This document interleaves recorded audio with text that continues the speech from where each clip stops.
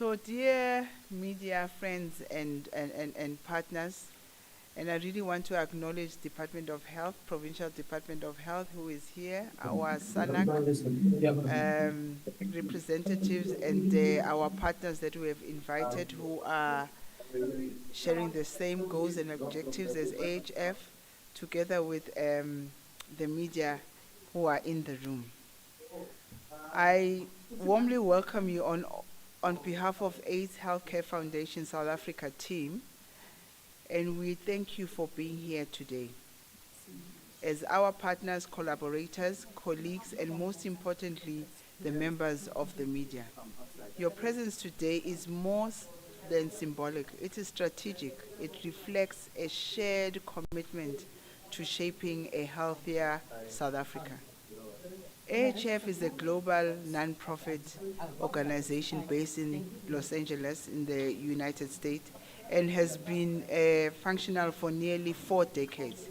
We have remained steadfast in our mission to provide high-quality HIV prevention care and treatment to those who need it most, regardless of their ability to pay.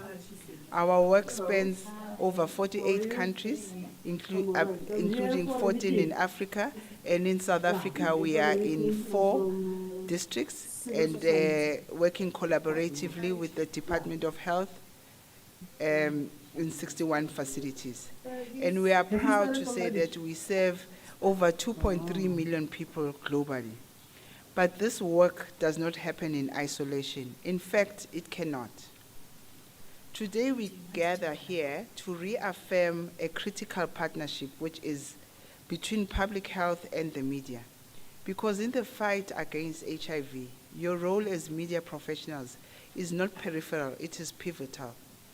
You amplify the stories that too often go unheard. You hold systems accountable.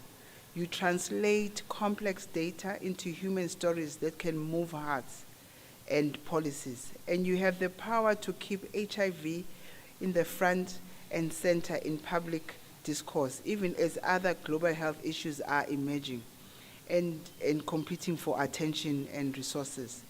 South Africa has made significant strides in the HIV response, but we are not yet where we would need to be. New infections continue to rise in key populations, especially the young people, adolescent young girls, and marginalized communities remain disproportionately affected. And while treatment is more accessible now, and we all know where we come from, we still have gaps with regards to HIV care. Stigma and social inequality continues to undermine our progress. So this is where the media comes in, not only as storytellers, but as change makers. You have the ability to push conversations forward on an equitable health access, community-driven solutions, and the urgent need for sustainable health financing and advancing the agenda of implementing partners like AHF so that we align with government's priorities with regards in HIV response. We can no longer afford to rely on external donor funding to continue with our health system. The future of our public health response demands bold conversations around domestic resource mobilization, increased national investment, and multi-sectoral partnerships that place communities at the center. The media can and must be a platform to inform, influence, and ignite these national dialogues, pushing for accountability from our leaders and bringing to the forefront the voices of the communities that we are serving. As AIDS Healthcare Foundation, we believe in working alongside governments, civil society, and communities. But more than that, we believe in creating visibility for our patients. Visibility should ensure that no person living with HIV is left behind. Visibility drives political will, and visibility will lead to a long-term impact. I often say that we don't just treat patients, we protect futures. That is the essence of what we do. From patient number 21 in Africa who remains in our care decades later to the thousands of young people starting ART treatment today, we remain committed to this fight of ending the HIV epidemic. As we move through an increasingly unpredictable health landscape with a dwindling of donor support, new health threats, and shifting political priorities, we must fortify the alliances that matter. And the alliance between media and public health is one of the most powerful alliances that we should use to move forward with ensuring that we are ending the HIV epidemic. So let this not be a one-time engagement. Let it be the beginning or deepening of a dynamic partnership, one where we can co-create narratives, because most often our narratives are always diminished. We need to leverage your reach and ensure that South Africa's HIV response remains resilient, inclusive, and most importantly, accountable. We are accountable to the communities that we serve. Thank you for your continued dedication to the health of our nation. Together we can shape a future where equity is the standard. We live in an unequal society, and we need to strive for equity. And it should not be an exception, and where no voice and no life is left behind. We will look forward to working with you loudly, strategically, and unapologetically for health justice in South Africa. Thank you. We'll just have a short video depicting the AHF patients that we serve globally, and then we will then move to the panel discussions. I hope you're ready.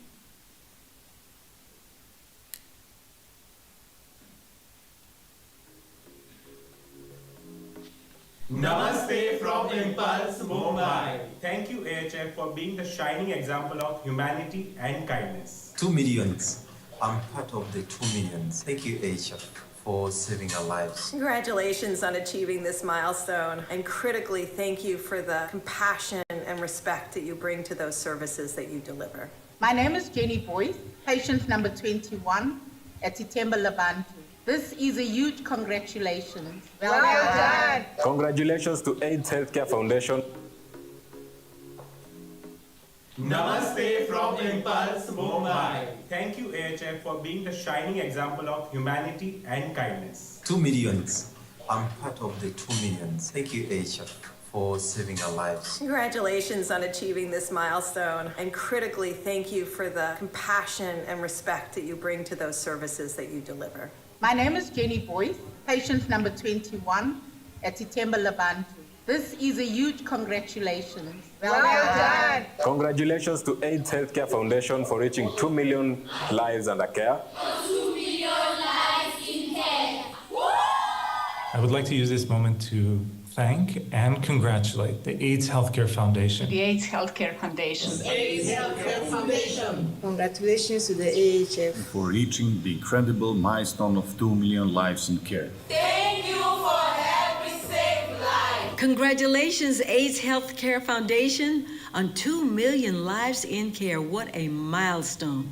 Bravo! Congratulations to AHF on reaching 2 million lives in care. Parabéns à HF pelas 2 milhões de vidas. I am living with HIV for last 18 years. AHF has not only supported my health, but also supported my NGO to empower 600 women affected by HIV.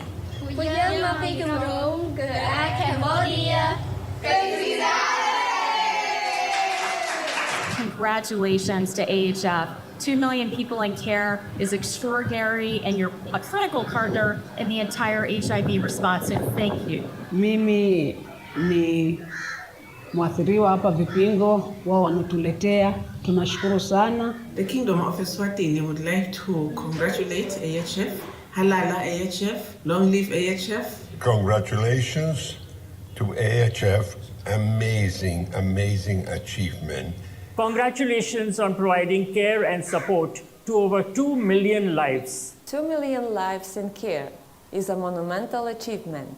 turishimye cyane kuva HF gufasha abarenga miliyoni zisaga ebyiri nanjye ndimo. Congratulations on 2 million lives in care. I am one of them and I am so proud and I thank my doctors and everybody. Thank you so much. Hoi Hoi is glad to celebrate AHF on their 2 million lives in care. We are from the Young People's Program under AHF Zimbabwe and would like to say congratulations AHF. Tanto! Vida longa a HF, como vida longa a todos aqueles que vivem com HIV. Your tireless work and compassion are changing the world one life at a time. Congratulations to the AIDS Healthcare Foundation for reaching an incredible milestone of 2 million lives in care. Congratulations, IHF. Congratulations, AHF. On the amazing milestone of 2 million patients. Congratulations to AHF for saving 2 million lives. Sigamos salvando vidas. Congratulations. Thank you so much. Your extraordinary efforts are a beacon of hope and health to communities. For communities affected by HIV/AIDS. is still to run the AIDS Healthcare Foundation. And we hope that EHF can grow bigger and continue to support public health. On behalf of the Spire Project, I would want to congratulate AHF. The Nelson Mandela Children's Fund wants to congratulate AIDS Healthcare Foundation. HF, reaching 2 million lives in care is an incredible achievement. Thank you for helping save lives. Congratulations, HF, on reaching.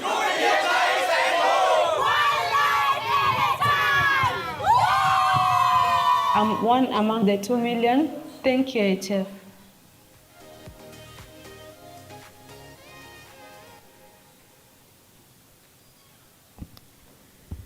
Good morning once again. Thank you to Dr. Madonsela, who gave us some opening remarks for the purpose of why we are here today.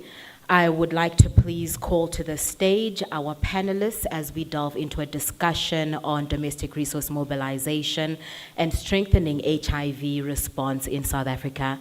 My name is Ngatendwe Penelope Hazel Murombedzi, and I am the Southern Africa Advocacy Policy and Marketing Manager. South Africa is one of the countries that I support. I would start with calling Dr. Nombuso Madonsela, the Country Program Director for AIDS Healthcare Foundation South Africa.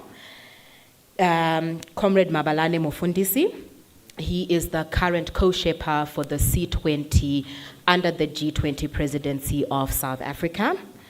We have got Mr. Ngwenya representing the Department of Health. Please, Mr. Ngwenya, to the stage. And we have got Ibano Mondengema, her voice ambassador for South Africa 2025.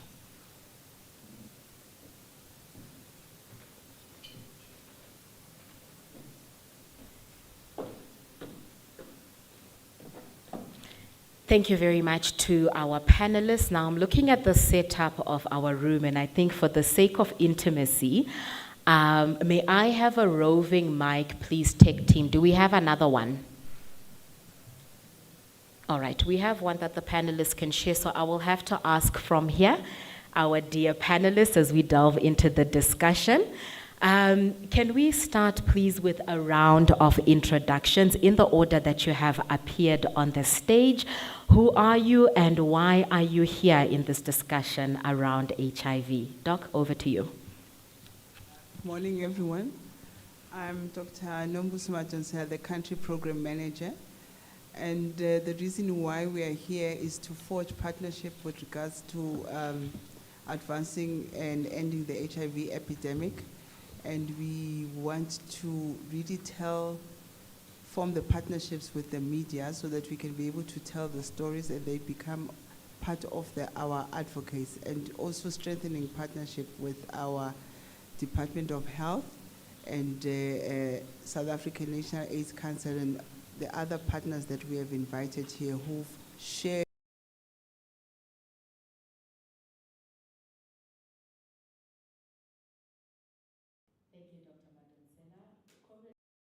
apologies, I forgot to place the SANAC hat upon yourself. So if you may please also speak to that as you introduce yourself. No, thanks, Nga. Morning, colleagues. My name is Mabalane Mfundisi.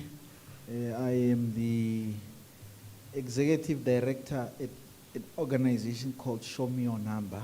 And through that responsibility as part of SANAC, as part of civil society, I have been elected into the leadership of the South African National AIDS Council, where I am the co-chairperson of the Program Review Committee that I co-chair with the Director General of the Department of Health. I am also, for a short moment until December, the Sherpa for the C20 platform. And what I bring here is three things that Dr. Madonsela spoke about, is to bring my voice on behalf of others that are not here, because it was also a choice that I had to make, so I must be loud. And as I do so, I need to also ensure that I make strategic intervention. And as I do that, to be unapologetic in what I say. And that being unapologetic is, today there is the launch of the Global AIDS Report in Ekurhuleni.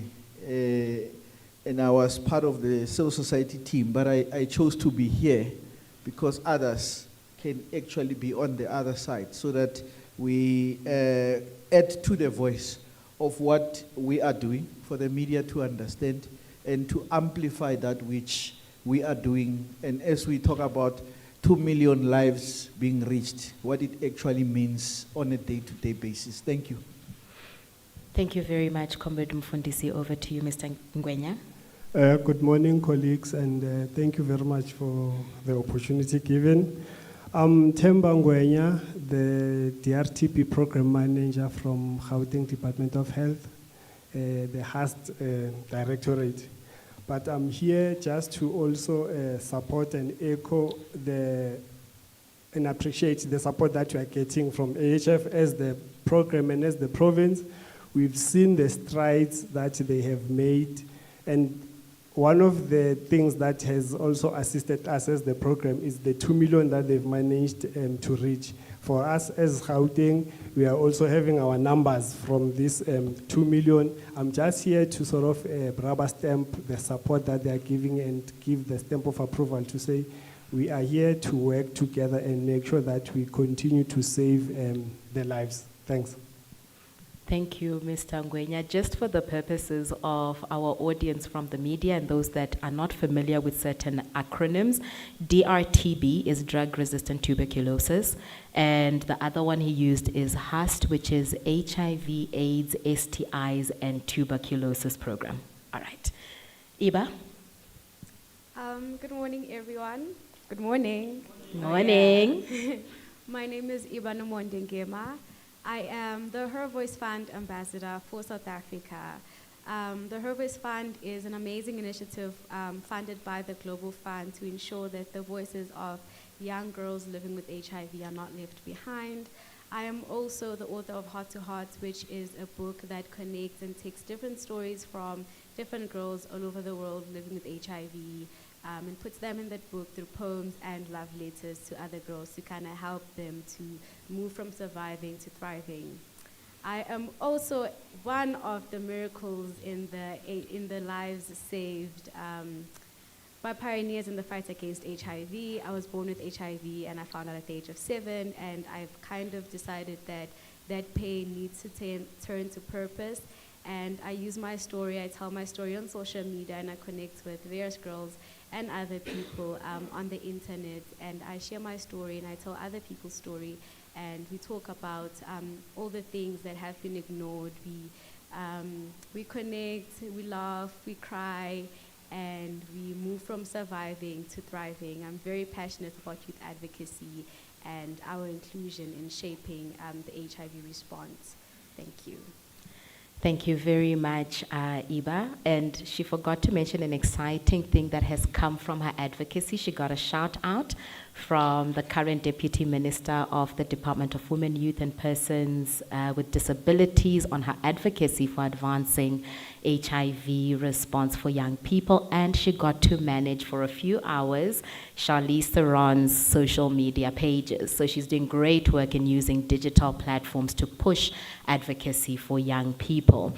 Now, our diverse panelists bring various insights, and we are going to get into some strategic questions, but as you listen to them for the room, I'd like to encourage you to also think around some gaps that we can continue to reflect on and question through a partnership with the media and implementing partners like AIDS Healthcare Foundation. Dr. Madonsela, we will start with you. You are the country program director for AIDS Healthcare Foundation. This gives you a vantage point and insights into some of the challenges and observation of some of the gains from an implementing perspective. How would you describe the current state of South Africa's HIV? Oh, thank you for that. Documenting is important. How would you describe the current state of South Africa's HIV response? You can maybe take us through some gains, some programmatic strengths, and any ongoing challenges. Thank you very much. As an NGO supporting the Department of Health in advancing the HIV response, we have seen a lot of gains over the couple of years. I think really we need to amplify the fact that through our SANAC structures, who are a multi-sectoral support and strategic structure, we have been able to improve access to HIV treatment in all public health facilities in an integrated manner.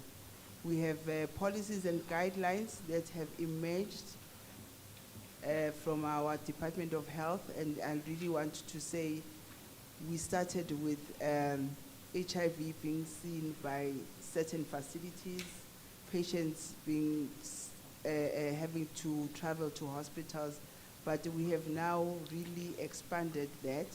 And with regards to, we also have guidelines and policies that have improved the services that we provide, mainly the nurse initiation program that was introduced. It has really assisted in us being able to implement the universal test and treat and expand HIV services. And I think those gains we really need to congratulate. And in addition, the introduction of the differentiated model, which is we call the CCMDD, where we have reduced the number of visits of patients to facilities, has been one of the good gains, and we're really looking forward to the introduction of the 6 MMD so that we can improve the retention rate. As much as the new infections are not going down, but we need to sustain the patients that we have initiated on treatment, and we need to improve retention. I also want to add that with part of the gains, the treatment optimization, affordability of bringing in dolutegravir as a drug that has really changed the landscape of how we manage our patients. If we look at where we come from with very toxic drug to having a lot of tablets, and then now we have one drug which is very potent and effective, and it has resulted in treatment optimization. Those are the gains that I think we really need to congratulate the department.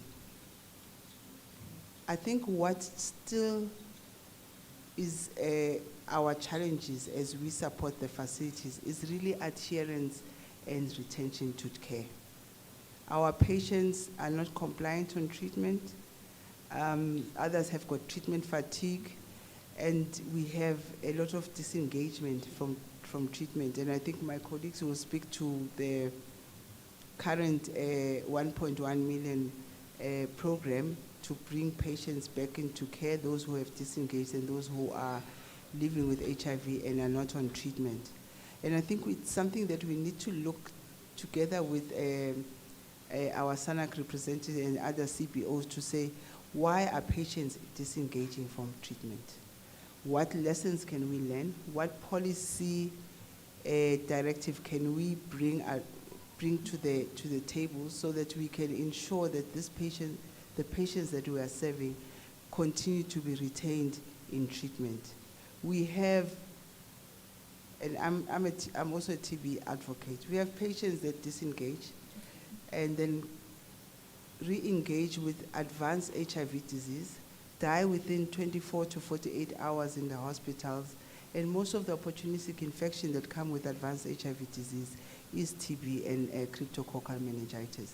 So the awareness of what it means to disengage and what dangers can bring to the patient, resulting in an increased mortality, is some of the issues that I think we need to really work on in partnership with the department and also with SANAC. The other issue that I want to say is a challenge as supporting the department is for us to have a data system that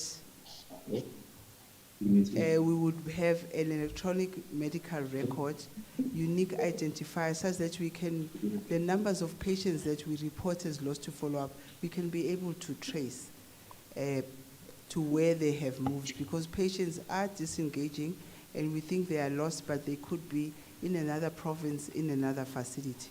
So I think for me, those are the two issues that come up very strongly. And as we move in this partnership, I think things that I think we should really amplify and try to ensure that we improve on retention and also improving on our data systems. Thank you very much, Dr. Madonsela, for walking us through what particularly stands out is the advances that the South African government have made. I think in the region they are leading on having a harness of HIV response. But we have been hit by unforeseen circumstances that have affected our finances. And I want to get to the issue of sustaining the gains that we have managed to advance. You've mentioned opportunistic infections, including TB. So, Comrade Mabalane, I'm going to jump over you and go to Mr. Ngwenya. I'll circle back to you so we can tie in. AHF is a partner of the department, along with many other partners, and we function at different levels. How can different partnerships or different stakeholders collaborate more effectively with the Department of Health to advance the goals, particularly of the 1.1 million campaign, as Dr. Madonsela has mentioned, or even strengthening TB response within South Africa? Thank you very much for the question. Already we have started with those engagements. We are working together with all the DSPs, the district supporting partners, civil society, and all the relevant stakeholders. Recently, we've also launched a public-private sector forum that is forming a three-legged port with the department, civil society, and the private sector in an effort of trying to combat the further spread of HIV and TB. We are also having roadshows that we are conducting with all the relevant stakeholders, trying to sort of mobilize and echo the sentiments in terms of making sure that we strengthen and educate on TB and HIV, creating a hype and awareness regarding TB and HIV, and also making sure that that also assists in making sure that patients are coming back, those that have disengaged from treatment, to those that I'm talking about, those that were on ARTs. And we also emphasize the importance of seeking medical attention, especially for those that are are suspected to be having a TB, which also assist in making sure that we close that 5 million and TB gap.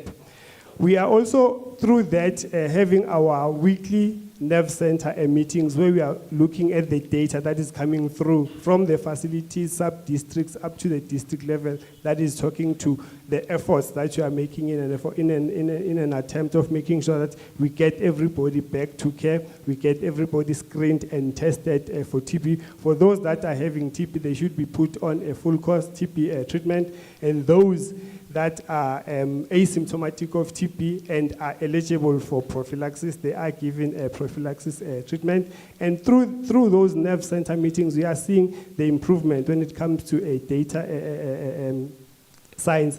With the 1.1 million, we are sitting at around 70%. So I'm sure with the remaining 5 months, we will be able to achieve the set targets that we are envisaging of.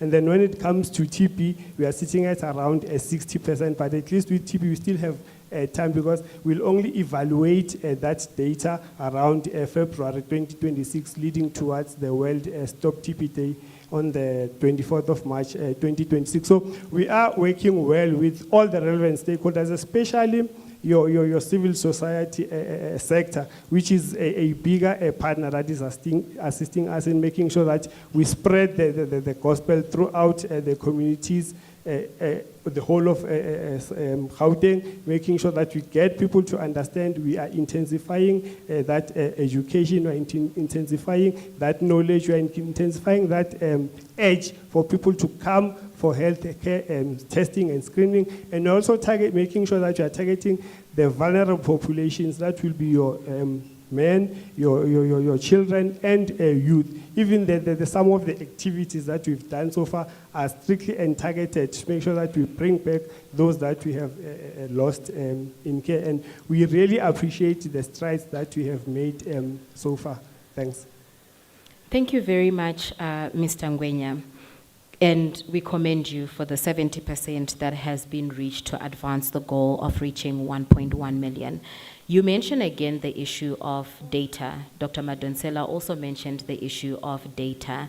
And the people in the back, I'm going to ask you to please keep it down. People in the back, I'm going to ask you to please keep it down. Thank you. The issue of data and how it contributes to high loss to follow up. But within that conversation, something has emerged, and this will lead us to Comrade Mufundisi, collaboration with the civil society of South Africa. We know the reality, particularly for the Global South, is the shrinking space for civic participation and space for the voices of the marginalized to be heard. Now, I've had the privilege of listening to you advocate for civil society. There continue to be gaps, resource gaps, information gaps, articulation and literacy gaps, many gaps that we don't foresee. How can we, as a nation responding to civil society, leverage on the platforms that are available, and also to bring forward that? I want you to keep that in mind in terms of when we are looking at South African National AIDS Council as the oversight body for HIV response. What are some strategies that are currently in place? What are some approaches that you are implementing to address emerging threats? And what is the role of civil society within that? And you could extend that to implementing partners. How can we get a harness from the population that you serve in your capacity with SANAC? Thank you, Nga. Maybe before I start, I request that we observe a moment of silence because we are a nation in mourning. Thank you, sir. Our former Deputy President has departed this earth.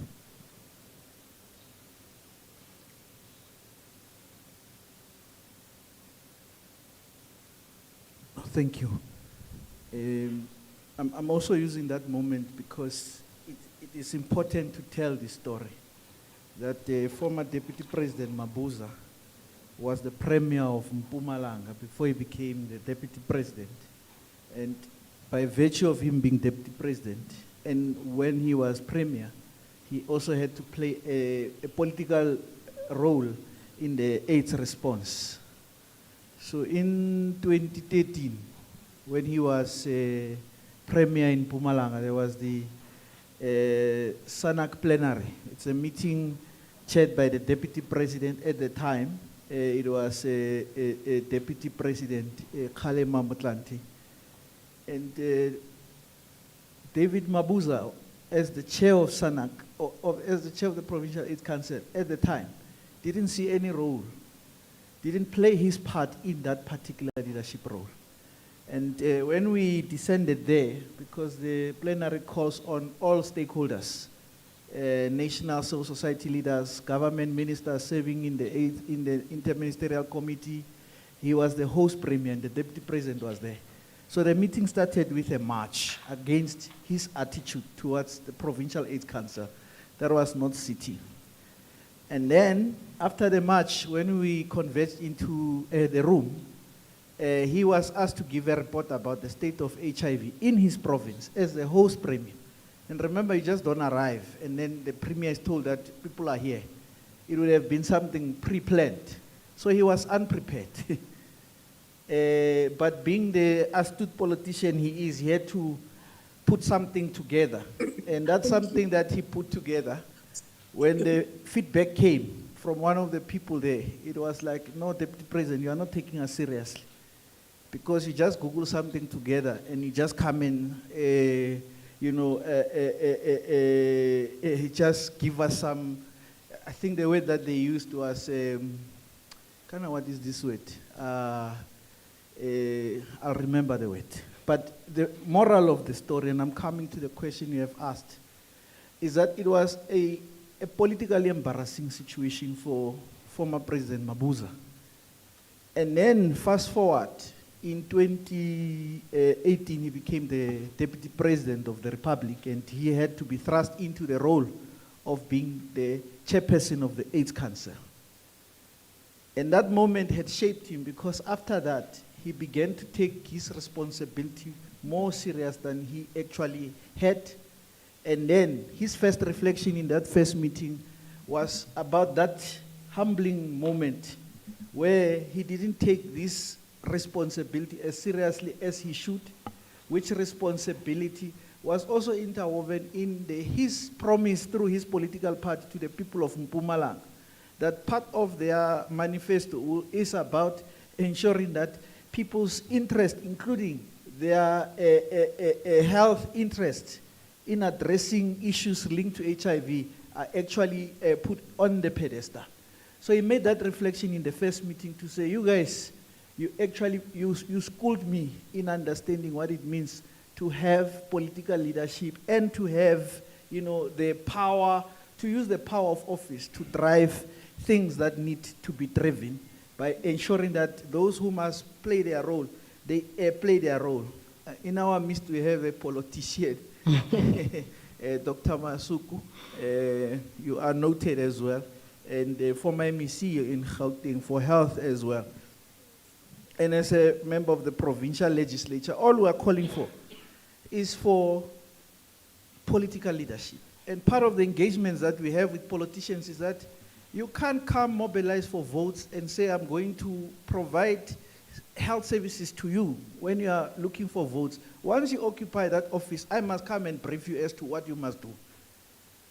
It can't be. I don't want to be put in that particular situation. Because when you got the votes, it's part of what you said you're going to do. Now, when you're on the other side, then things change. Everything is about what you are briefed, what you are told about, whereas you are an activist, you came to represent the people. And the people in South Africa, almost 8 million people are estimated to be HIV positive. There needs to be urgent action from government to ensure that the resources that we have that are limited are actually used to attend and address those issues. So at that level, we can't be pushing political leaders to do the basics. And one of the basics is to bring the whole of society together through these platforms that SANAC has, which is the Provincial Council on AIDS, That brings civil society. Civil society, I saw Comrade Monabis is here, is the deputy chairperson of civil society in Gauteng. And I heard that Gauteng people, you guys want to be given sitting allowances. We are activists and we represent the people. We also need to demonstrate that that is what we want, because in the shrinking financial situation we're in, where we're sitting is, if you are giving sitting allowance to Provincial Council on 8 civil society reps, you must give it to everybody else, because it can't just be those that are at provincial level. There are those who serve in the district, there are those who serve at local level. There are those that serve around the country, because once it is given to Gauteng, it must be given to all of them. And we need those resources to go to attending to the issues relating to HIV. So where do we actually use these resources? And it comes to the issue around data that we're using. I have heard, and I always use this quote, Bill Gates says, or said, if your business is not on the internet, you are going to get out of business. For the life of me, I don't understand. Why do we have to get TB stats in February when we should be getting them live today?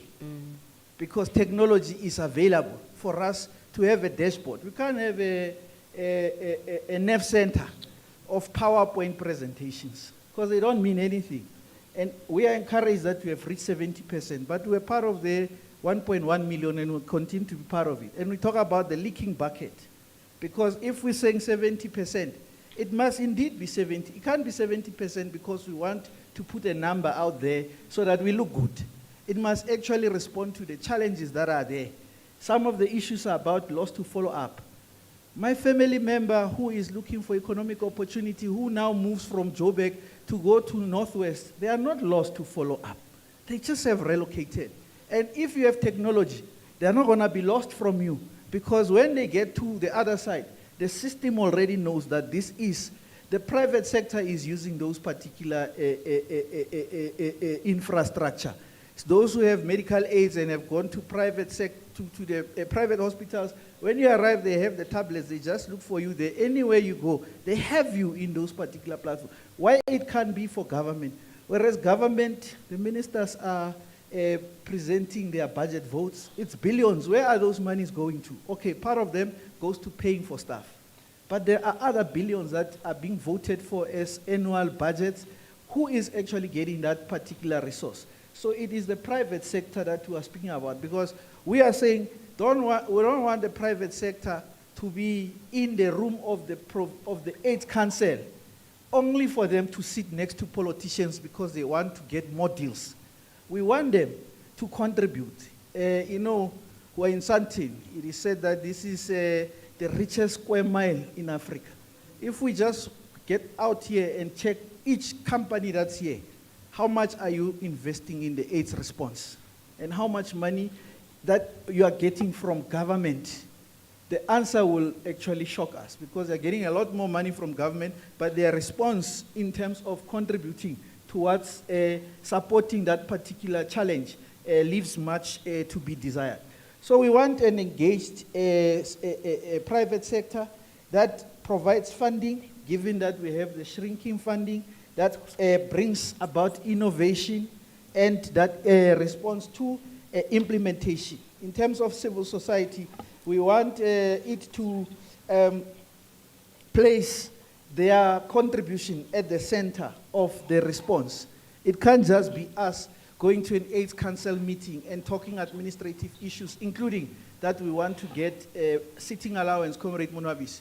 It is what is happening at community level, street by street, ward by ward, local municipality by local municipality. If we don't bring those things to the table, then whatever we're bringing does not really matter. So we have to be able to look at ourselves and reflect and say, has our contribution assisted us to see ourselves in the story of Iba? Is it there? Have we changed people's mindset? Who we are saying there is treatment fatigue. You can't be fatigued for something that is going to save your life. then there is something wrong that is happening. So how do we engage with the mindset of people to ensure that we don't come up with these things that make people, because in our own conversation, no, there's treatment fatigue. It can't be correct. It shouldn't be there. It's how we deal with the mindset to ensure that people understand that there are people who are having a diabetes and they have to take their medication in order for them to remain alive. If you don't take the medication, you're going to die. You know, until we get cure for HIV, people have to take medication, and we must not be advocating for this concept of treatment fatigue, because it is the easy way out for someone that says, yeah, you see, they're talking about me, but that which you're doing is actually not correct for yourself, and it undermines our efforts. So at the end of the day, as I started, we want political leadership from our elected politicians. Some amongst us one day will be politicians, and we need to play that particular role. I mean, you spoke about Deputy Minister Letsike. She was the chairperson of SANAC Civil Society Forum. Yesterday, she had called an engagement to bring the whole of society in terms of responding to teenage pregnancy, which is a scourge that this country is actually facing. But from where we are sitting is, we want those type of activists in government, because we can't all be in government. Those that are there must do their part. Those of us who sit on the outside must also do our part. We must reflect, Comrade Monabisi, and say, is it something that is sustainable that we are advocating for? Or is it about us? Because like the politicians that we say, when you ascend, you can't do what, may he so rest in peace, David Mabuza was educated not to do. And then we are about ourselves there. We are about communities. That's the only reason. If we're not about communities, then we don't belong in that particular space. And yeah, we must be uncomfortable with each other to ensure that we say the right things, we do the right things at all times, and not huddle in a corner and say, no, let's leave it. It's an oversight. It's something that it is not acceptable. It must not be done. It must not be allowed. Thank you. Thank you very much, Comrade Mabs. So when he started and he said it is important to tell the story, I knew we were going to get a story. And when we showcased the video of lives that have been impacted, it's important to bring the stories to the forefront. But he's touched on something very important. And I know you're not a fearful leader, you're a fearless activist. And I'm gonna ask you a question which draws us to something you have mentioned. And Comrade Monwabisi, I hope you're prepared. I have a question for you too when we get into question and answers. You were in the fire line, so I'm going to ride on that wave. But before I get into it, my apologies, Honorable Masuku. We observe protocol and welcome you for joining us today. Political will is something that we continue to advocate for. Deputy Minister Letsike is 1 in a million. We know where her heart stands, where communities are concerned, but we lack political will because we should not encourage our politicians to do what they said they would do. You said you were going to do it, so do it.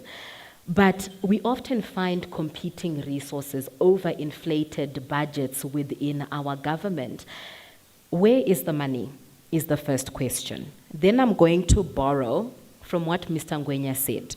Mr. Ngwenya, you mentioned that PPP is in place, or PPP, triple P, public-private partnership is in place.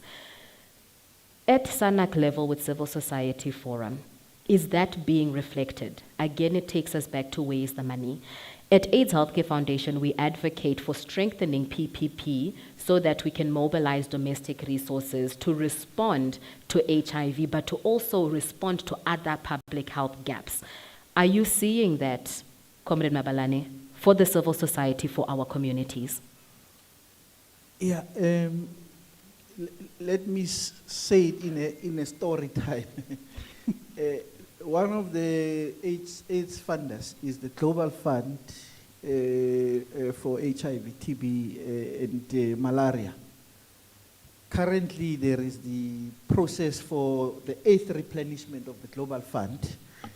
In the 7th replenishment, South Africa contributed $13 million to the fund, which was 10% of the previous contribution, plus an additional 30% more. Recording in progress. In terms of the return on investment for the GC6, or Global Fund Cycle 6, where we contributed that $13 million.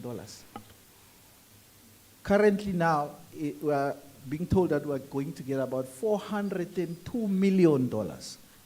13 million, 402 million. Now, one of the pots to look for the money, other than governments making these pledges, is the private sector. You know how much the private sector contributed in terms of that 13 million that the South African government contributed. It was Nando's, and they contributed just over $2 million. And Nando's, because they have been contributing towards the Global Fund for malaria. We have malaria, the country has not big malaria problems. The public-private partnership is represented by that contribution by Nando's, SA company, and the rest of the companies have not contributed a cent. But when you go to SANAC, there is a plug there in their boardroom, which is a pledge by the private sector forum, because we must do what we say. They can't, now we are engaging in reviewing the structures of SANAC, because SANAC is co-chaired by the government representative, as I said, premiers, mayors, executive mayors, they chair, and then they are co-chairing with a civil society elected leader. The private sector wants to also be part of the triad of leadership. What are you bringing? What have you done to actually be given that particular responsibility? And when you now look at the amounts of money that government funds civil society through the NGOs, and then the amount of the contribution that the private sector is getting from government, the numbers don't tally. And where the private sector has an interest, they do. Do I have to tell you about the Solidarity Fund, colleagues? I can't. Because during COVID, whether you were a private sector person in Sandton, in Bryanston, or in Soweto, you had the equal opportunity to be killed by COVID. And because they could see it in their face, they made the investment into that Solidarity Fund. But the history will be told. Who actually was the recipient of that money from the Solidarity Fund? Clearly not communities. It was the same private sector as well. So we have to change this model. That it is a model where we're not, see, the problem we have is the issue of quality versus quantity. Because we do have the money. It may not be adequate, but we have it. And that which we have, what is being done to ensure that it actually makes the most impact? And our private sector leaves much to be desired. So they have to earn their seat at the table. They have to make a contribution equal or even more. You know, yesterday I was reading the governor of the Reserve Bank, who is overseeing the banking system, including the commercial banks. They were talking about from the work he has done, whatever that work is, which is to put us in this quagmire we're in. He gets 10 million as a bonus for what he has done. And then you look at the banking sector, CEOs at his level, how much money do they get from that particular, from the system? They get 5, 10, 20 times more than he's actually getting. So we don't have a problem of money. We have a problem of people who have money wanting more of it and wanting those who don't have it to remain in the doldrums, and every day they make their money. We have to change that. We have to tell them, and we're telling them, you can't want to be a co-chair in SANAC when you have not contributed. Then we have to deal with the officials. They say, no, comrade, you must understand, they'll bring money. Where is the money? Because the money should have been on the table for them now to say, because we put it there, that's why we want a claim in that particular seat. Nothing has stopped them from doing what they did with the Solidarity Fund, because their lives were in danger. That's why they made that particular contribution. But so COVID found us dealing with issues of HIV and TB. They still remain with us, and the private sector is not contributing. So people really need to put their their mouths where whatever that thing already has escaped me. So they're not doing enough, and we must not be tinkering with this thing. We must be the general mkwanazis. If it means you are saying the things that make people uncomfortable because it's going to make things happen, let us be the general mkwanazis. Thank you, Comrade Mfundisi. 3 things stood out before I come to you, Iba, on the Global Fund. From the numbers you presented, 30 million to an ROI of 402 million. That's an indication that investment in health is an investment in the economy. But we say that in echo chambers. We want to borrow that and advance that as we advocate for innovative financing mechanisms for public health. The second is pandemics do not discriminate. It's a matter, I think it was Dr. Tedros from the World Health Organization who said it's a matter of when and not if that the next pandemic is going to catch us. Will we be prepared? Again, where is the money? And then we are not doing enough. I think that's the sentiment. We see it on the ground. We see it in discussions held by civil society forums. We have no money to even get on a taxi to attend and advance our agenda. And you're talking about 10 million as a bonus. Is it going to our communities? How do we get it there for health? Monde, over to you. I heard your speech at the gathering for the 8th replenishment of the Global Fund, and what struck me was the power of stories. Yours is a life saved. How did you find yourself in the Global Fund, Her Voice Fund space? Then I'll get to the question, but I think it's important for the room to understand that when we make decisions on behalf of young people, it is in error. Young people can share their voices where they need to share their voices. It is our responsibility to create platforms for them to come and advance their agenda. Thank you for that, Nga. When the Global Fund found me, I was just like a random girl, man, doing her thing on the internet. Because the thing is, I knew what I needed to do. I had the purpose, I had the passion, and I had the story. And I knew I needed to do something, but I didn't know how, I didn't know the steps, and I had no one to sort of guide me, because I'm the only one who's feeling this. And when I try to tell people, they don't see it, because if you come from a rural settlement and you tell people, I want to tell my story on the internet, they think stigma, no, don't do that, you'll embarrass us. But I did it anyway. So I picked up that camera and I told my story.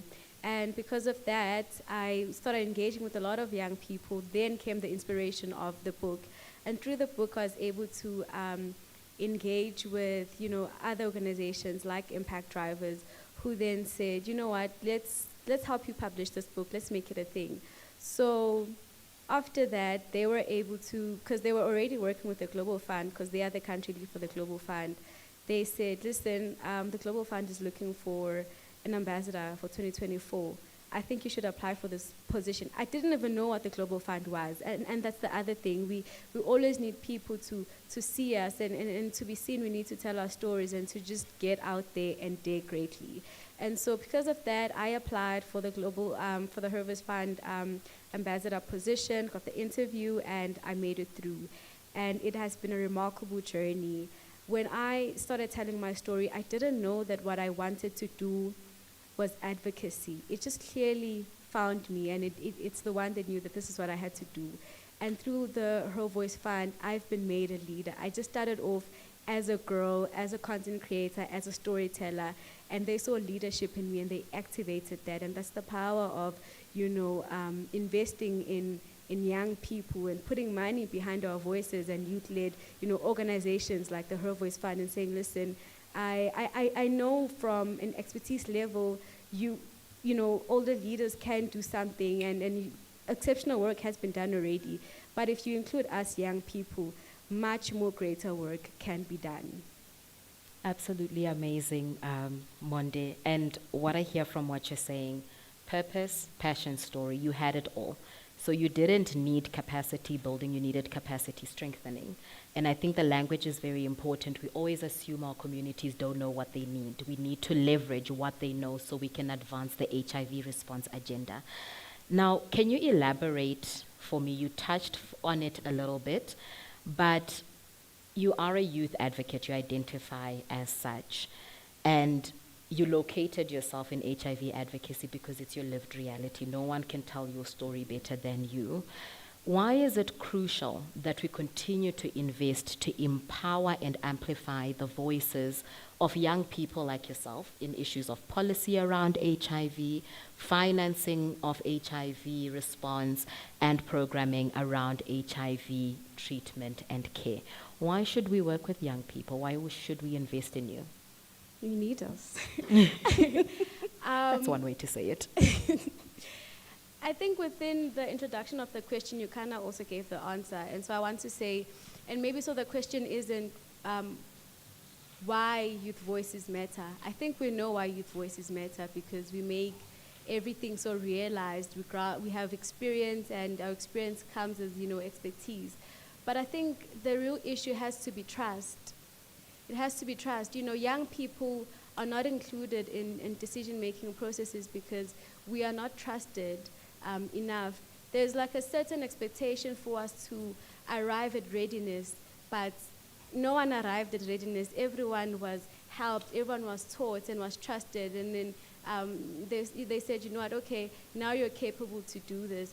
But for us, nowadays, it's like, we expect you to be ready, and then they don't trust us. And then we also get to the point of, capacity strengthening. I think that it's very important because, one of my recent experiences in stepping into rooms is sometimes you're just there for the pictures, and so they can tick boxes that there was a young person, and that's not enough. And that leads to mistrust and them assuming that we are not capable to lead. Because they don't really engage us, we're not really taught like that.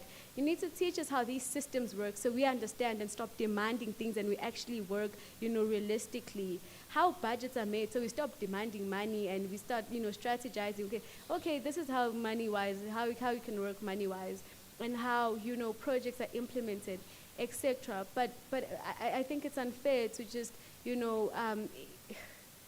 to expect us to fail, and then that's an excuse for everything. It's a young person, she's gonna make a mistake. I will make a mistake, absolutely. But as a leader, as the pioneers in the fight, we've been in this journey. And I think there's this Zulu saying that I like that says, "Indlela ibuzwa kwabaphambili." Those who have walked the path know it, and so we need to ask and consult them so they can direct us. But rather nowadays, it does kind of feel like, if you make a mistake, it's a, yes, we knew it.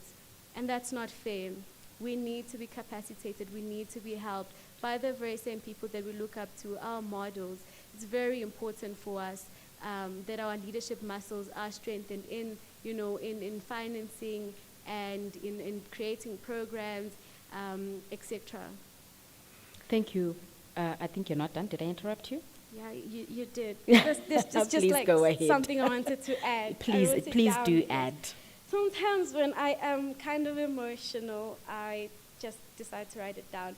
So, Mr. Mabalani, on the concept of shadowing General Mkhwanazi, just to add on two things, he spoke about how you spoke about data reallocating from another province to another province, and I want to also add on that because when I reallocated from KZN to Joburg, I think I only had like a month left of treatment. Then I went to the clinic to get treatment. I didn't have treatment for that day.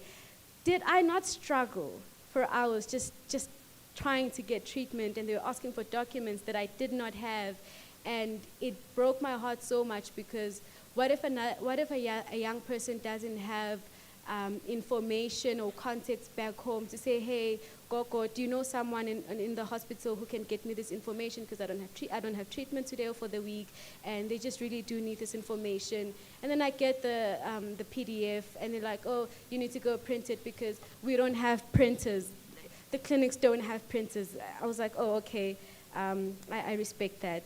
So I think it is important to kind of shed light on all those stories, because these are things that we go through.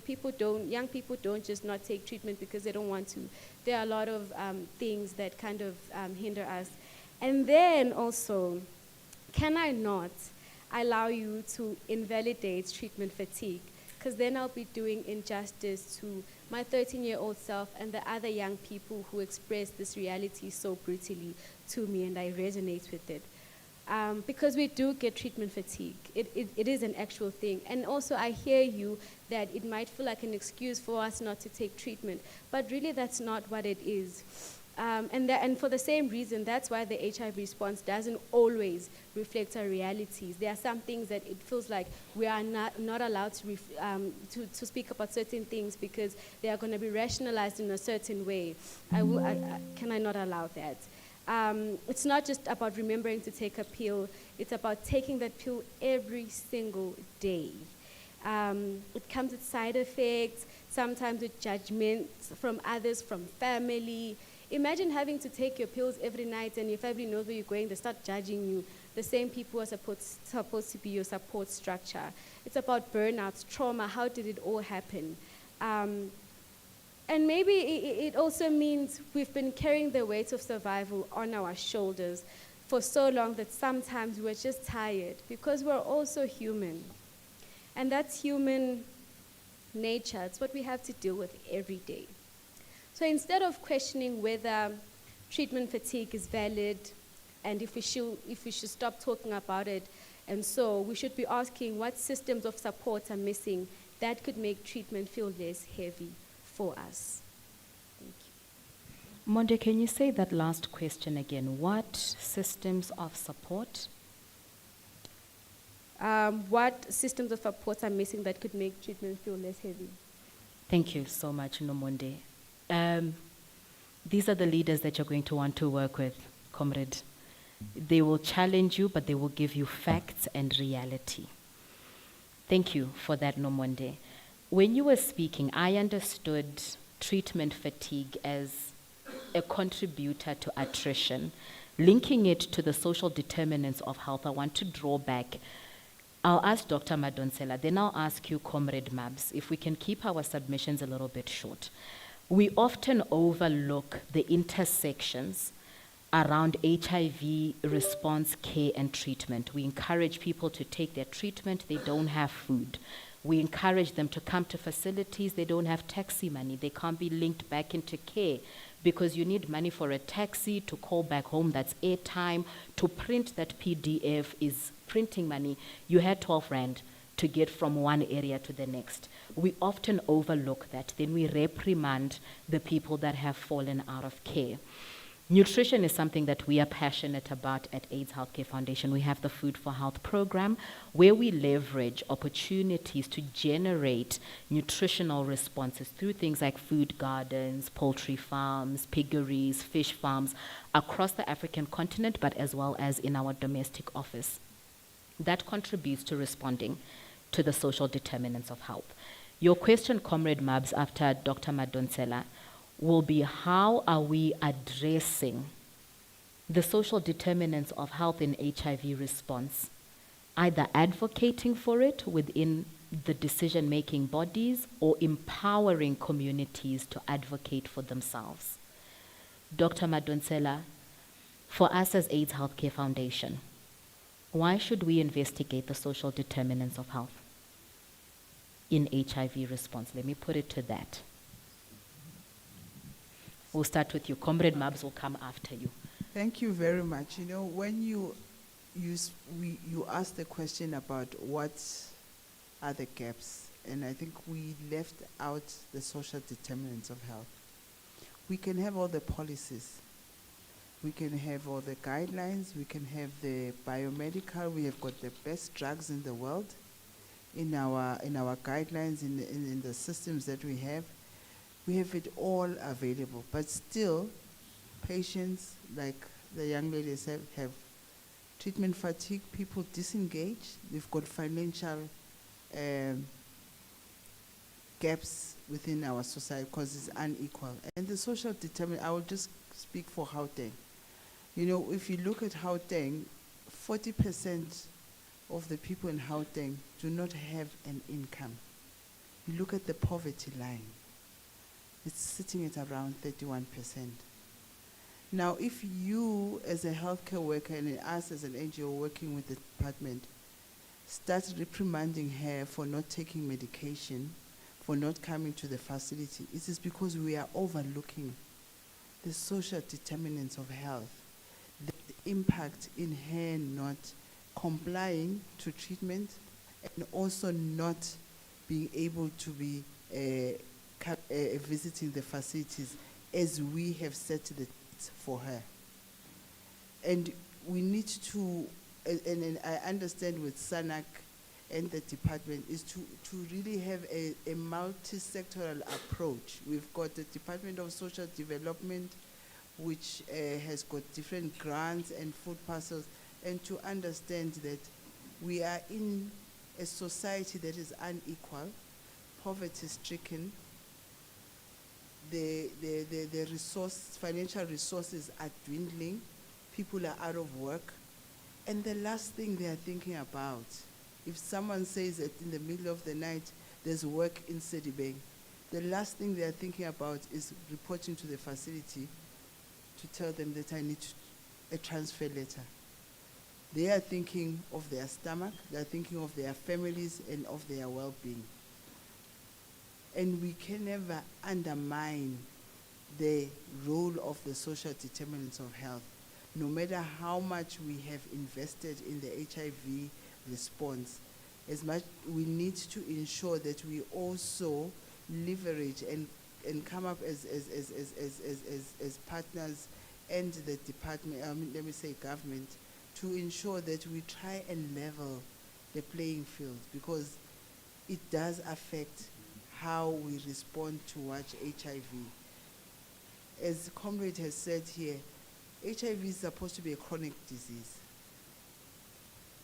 We are supposed to, we expect patients to be compliant and adherent. And I think as a department right now, working with the partners, we are trying to bring patients back to care and stop them from disengaging. But we have patients that are in care but do not even take the treatment consistently. And they will tell you, and it's something that really is a call for action for us to really understand how the social determinants of health intersect with treatment and compliance as well as retention. Because we will have everything going right, but as long as we never link it with the social determinants of health, we will not get it right. So we need to really have also clear policies or engagements to be able to speak to the PLHIV sector, hear what their challenges are with regards to compliance and treatment fatigue as well as retention, and look at different programs that are there, especially with the Department of Social Development. And also leverage, like you say, to enable our clients to also own their health and educate them on how to improve food security, because food security affects the most impoverished communities in our space.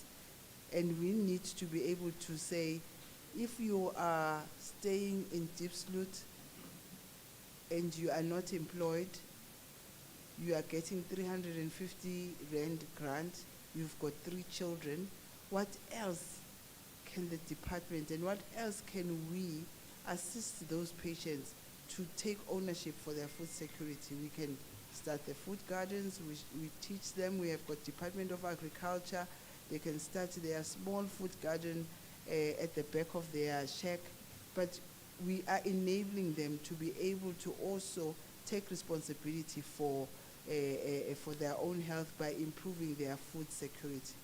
Because most of the clients, especially the co-infected patients, they will tell you they are unable to take that TB treatment because they are hungry.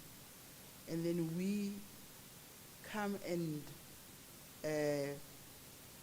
become, I don't know how to put it, we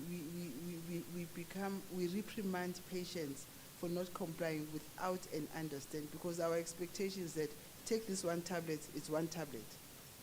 Whether you are hungry, whether you are working, whether you've got social issues, it's none of my business. I'm a healthcare worker. This is what the department has provided for you. You should be happy. You should take the treatment, and you overlook those social determinants. And I want to also add what we have seen with working with the department, and because Pata is here, is that children are the most vulnerable population because they're relying on parents. Parents have to work. They don't have time to go to the clinic.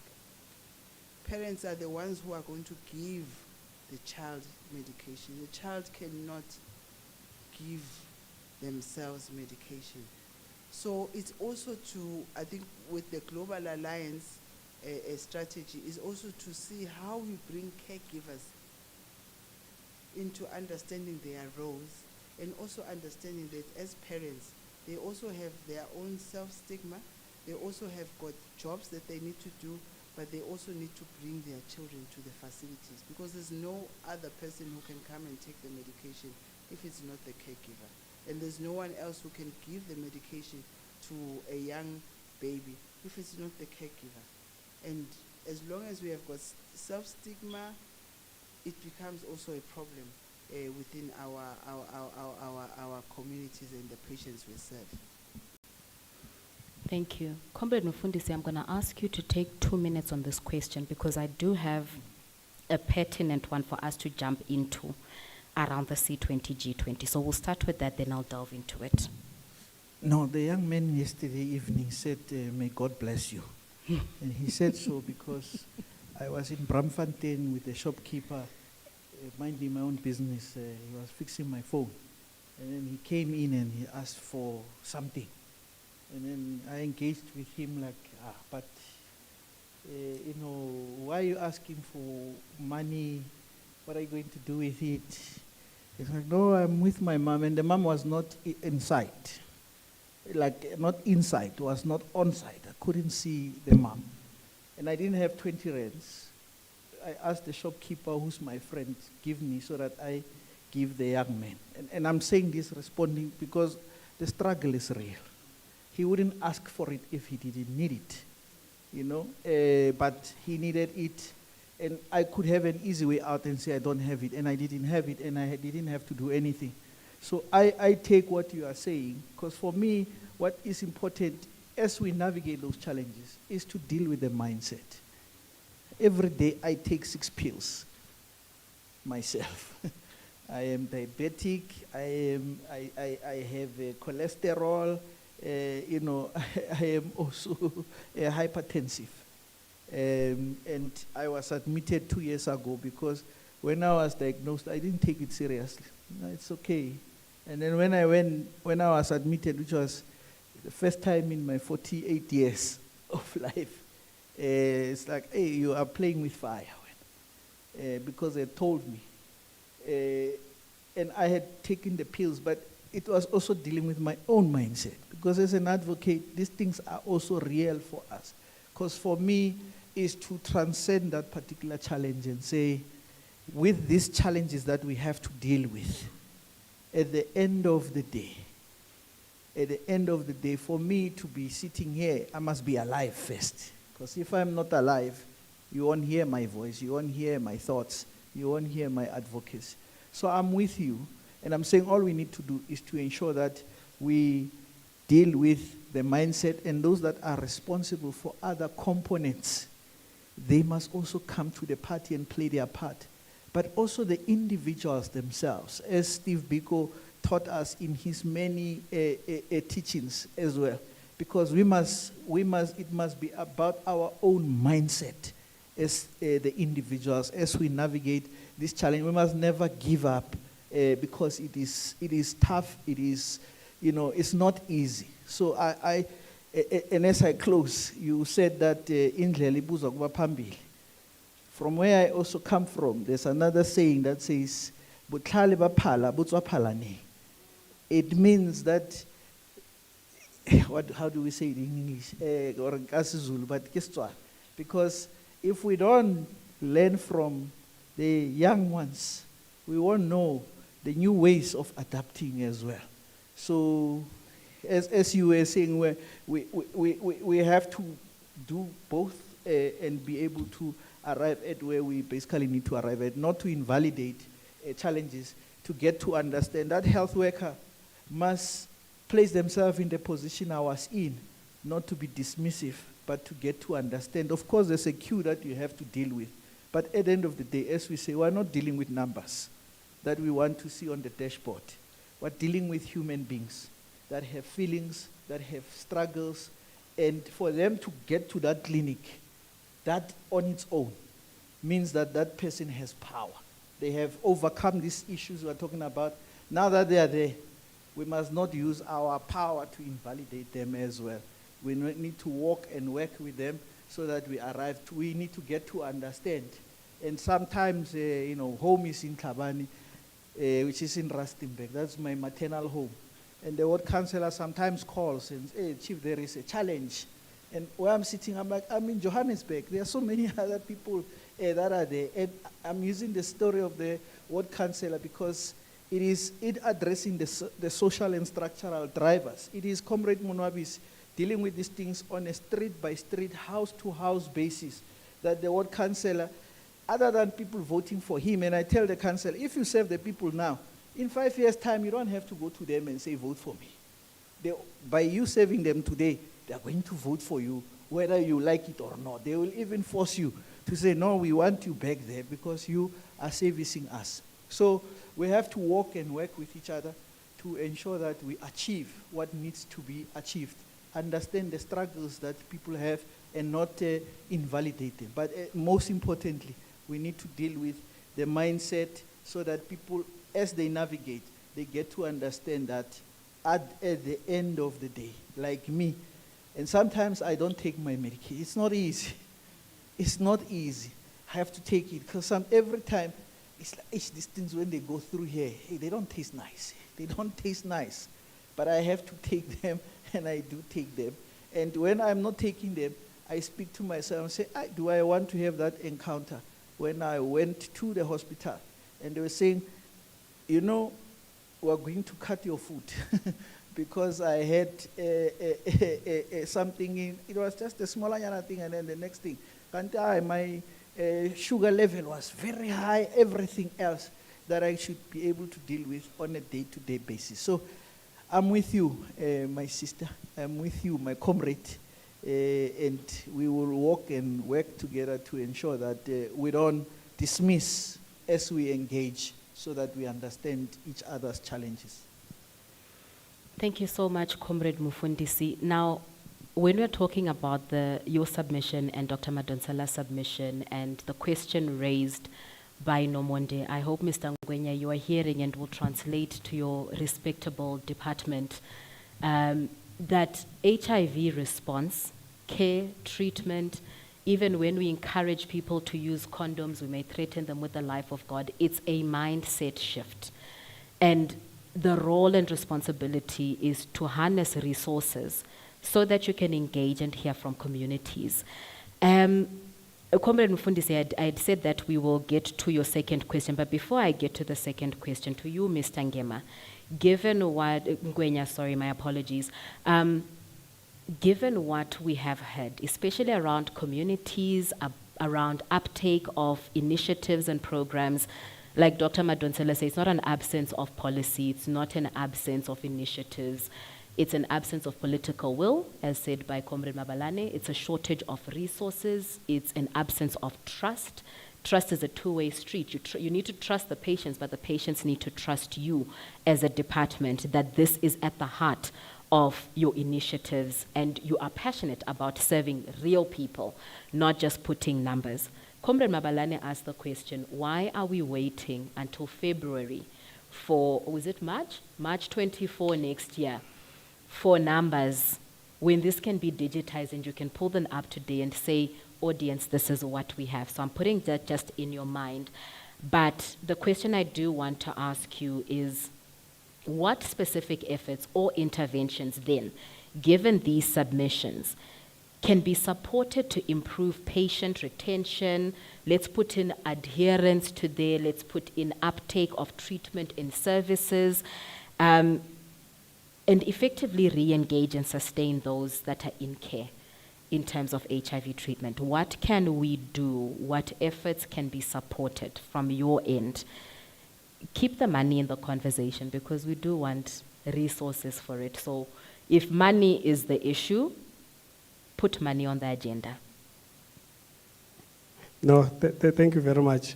Money, it's the biggest issue in terms of making sure that we get our systems in place and in order for us to be able to render these services. But maybe let me take a step back just to try and cover some of the things that have been mentioned here, especially from the department's perspective, as I'll be responding also to the question that you posed. I think some of the activities that we are doing as the department, they are trying to mitigate the challenges that have been raised here, even though we are not yet there, but at least we are making strides towards achieving that. One of the examples that I would give, it talks to the support groups, which sort of links to the topic that has been raised, the pill fatigue, the not understanding of the challenges that comes with taking your medication. I think some of the activities that we are putting in place, one of the things is making sure that for every patient that is diagnosed with whatever condition, not only looking at TB and HIV, there is thorough information giving, there is thorough education, there is thorough explanation, educating the patient about the very same condition and the expectations thereof in terms of now that one has been diagnosed with a certain condition. Obviously, that will assist in making sure that the patient understands and complies to the treatment. Also, the regimens and the formulations that are tried on continuous basis through research and everything else, it also assists in making sure that we try as much as possible to keep patients on medication and also to make sure that these medications are palatable for the patients to be able to sort of comply in taking this medication, because definitely you can imagine for someone who's taking 6 tablets, there are those that are even taking 14, 18, 24 tablets per day, which makes it difficult for one to sort of comply to that medication. So through education, through support groups, through palatable medications that are given, which is assisted by research, I think we are making strides in that agenda.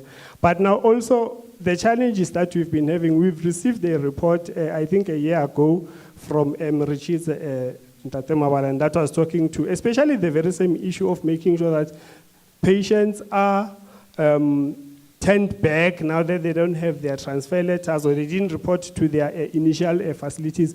We've addressed that issue and we are continuously engaging with all the clinicians, especially on the ground, to say, but it is not necessary for you to turn back the patient. Just get more information from the patients. Unfortunately, the systems are not yet there that can sort of link KZN, Limpopo, and everywhere else when it comes to medication. We do have the systems, but unfortunately, because of some challenges within those systems, we are unable to sort of be able to sort of look into the system and make sure that we link them. One of the systems that has been suggested is the HPRS system. It has been in place for quite some time, but the processes that are followed with that system and the implementers in terms of that system, they are still giving us some challenges. But 2 weeks, last week, we were in a meeting with the HIM and the developers of the systems within the Department of Health.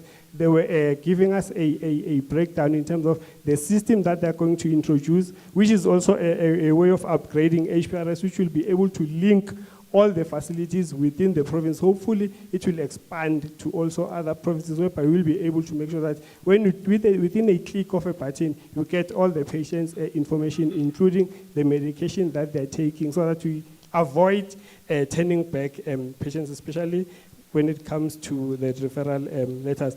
But coming back to the systems and the data, I think if we can get our house in order when it comes to the systems, we'll be able to avoid all these numbers that we are losing, all these numbers all this leaking packet, because truly and honestly speaking, there's no leaking packet here. I mean, Comrade Mabalane was saying that his home is in Rustenburg. He is known at Rustenburg to be taking treatment. He just moved to Gauteng. He didn't disengage from treatment at any point. It was a matter of moving from that side to this side. So there is no leaking bucket. If we can get our systems in order, and obviously some of the challenges that are talking to getting our systems in order, it's funding towards these systems. If there can be enough and sufficient funding to sustain these systems, we'll be able to close all the gaps that we are currently seeing, because I honestly don't believe that we have lost patients as we are bringing them back. It's just that correcting and syncing the systems, we will be able to bridge the gap that talks to us losing our patients. But the last point that I want to talk to is working with the sister departments. We are working with a DSD at a national level. The systems are in place. At a provincial level, especially at a boardroom level, the systems are in place. The only challenge is at the implementation level, where you see that there is a disjuncture between maybe Department of Health, Department of Education, and your social development department. But at boardroom levels, at the reporting times and everywhere else, we are working together. We are having those sitting platforms. We just need to strengthen and align the processes at the ground level. I'm sure by so doing, we will be able to bridge most of the challenges that we are seeing, and we are working towards that. I hope that has sort of covered some of the questions that were posed. Thanks. Thank you very much, Mr. Ngwenya. Indeed, it has. I have 2 follow-up questions. You can think about them as you submit your closing remarks. The Close the Gap campaign was to identify and bring people into care. Perhaps you can extend it and review it to close the additional social gaps that we are seeing that contribute to these numbers that you're trying to reach. The second part I want to say is, you said there is a lack of funding for these systems. And my question to you is, where are you asking for this funding? And how can you be supported to bring the data, the evidence, and the stories to advocate for this funding? If you could speak to that. Then again, it's on how can partners help you. That can be in a closing remark, because I do want to touch on the excellent advocacy. Comrade Mabalane, our discussion has taken a look at invisible voices within the HIV response. We've touched a lot on resources, but what has come out strongly is sustainability of HIV response, its equity in health response, especially HIV. Those are 2 pillars of the G20 presidency for 2025. You are currently advancing the agenda for civil society. We know it has been a difficult space. I've had the opportunity to witness the advocacy and activism for civil society to be adequately represented, not only as an engagement group, being the C20, but to interface with the G20. And that's not a small feat. I would like to commend you in front of everyone here that you have advanced a very powerful agenda. Civic space is shrinking, as I have mentioned. Now, to that effect, in your role as the co-Sherpa, and given all the discussions and submissions for today, how can we leverage, by we I mean you and partners, how can we leverage this forum strategically to advocate for stronger health financing? We have a working group on equitable health for all. That's one way. But how can we leverage this to advocate for stronger health financing, stronger health response to sustain and scale HIV responses? What are some immediate steps that we can implement? First is to hope that there will be different type of politicians after the 4-year term of Donald Trump. Because that is going to reverse the mayhem we are actually witnessing. But secondly, is for us not to, to continue to speak out for the right things to be done. So we're using this G20 platform to bring together a collective voice of civil society. And you are thanking me, but I'm thanking you because Nga is part of the civil society leaders that are leading our equitable health for all, which also have to navigate its way with the government's G20 health working group, so that we find our issues there. There was the 4th health working group meeting, and we can safely say that there is coming together of the mindsets in terms of what the South African government wants to see being achieved through its presidency in terms of the G20. But we also know that whatever will be said does not mean that the governments will go with a mandate to go and implement those things, because those governments will decide whether they want to do that or not. A case in point is that in the seat of the G20, the American seat is empty, because they have decided that they are not coming, and they are the next host, by the way.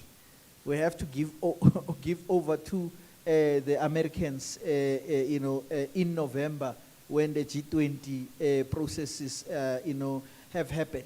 So we have put together these 14 working groups, which include equitable health for all. It also includes working groups that deals with digital and inclusive economies. As Mr. Ngwenya was speaking, I was thinking, Comrade Bandile, that probably we must make the founder of Uber and the one who took over and created what used to be called Taxify, it's now called Bolt. Because unlike us, who says technology is very difficult, they came with something that was not there. And part of what they have done, the meter cap taxis are gone. Those who remain are like people who say it's very difficult to get technology to work, because they are not technicians, because the tech people are out there to give us the platforms. The private sector already has these systems. What is government looking for that is so impossible to actually be implemented? As I said, Bill Gates said, if your business is not on the internet, you're going to get out of business.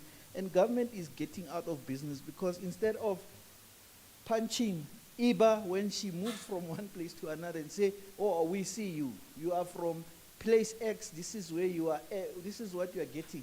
They're actually looking for PDFs, and they say go and print them and all. It's not necessary in this day and age. So we need to move with the time. As we said, the money is there. I mean, the minister, in yesterday's budget vote debates, what the department is getting, a fraction of that can pay for a tax system that can be, just go buy whatever Discovery is using. Because somebody is designing whatever they have, and it's not just Discovery, it's all these medical aids that have this particular platform. There is a choice that you have. I mean, if I go into the internet now and say, I want a database system, just Google database system, it will give me a plethora of what is available. It's like we're looking for this thing that comes from heaven that we're not able to achieve. Every year on the 12th of December, we have the Universal Health Coverage Day. Last year, we're telling Professor Shisana, we can't keep talking to ourselves about things that are impossible to be done. And these things can be done. I mean, my comrade is there. She knows we just asked for data about TB. And it took 6 weeks for us to get it. And when we get it, we're told what you are saying. No, we're still waiting for the data to come. Like, okay, which are the health facilities that have highest TB burden? It must be at the click of a finger. So part of what we're doing in terms of the G20 is to advocate for these things to happen. President Ramaphosa, this can't just be a platform to, because he's now on social media. He can't be an influencer. He must be a leader. If Donald Trump, one thing about Donald Trump is that he's a leader, even though he's advocating for things we don't want. But he came and he is doing what he wanted to do. And other leaders who have been there have not done anything to counter what Donald Trump is actually undoing.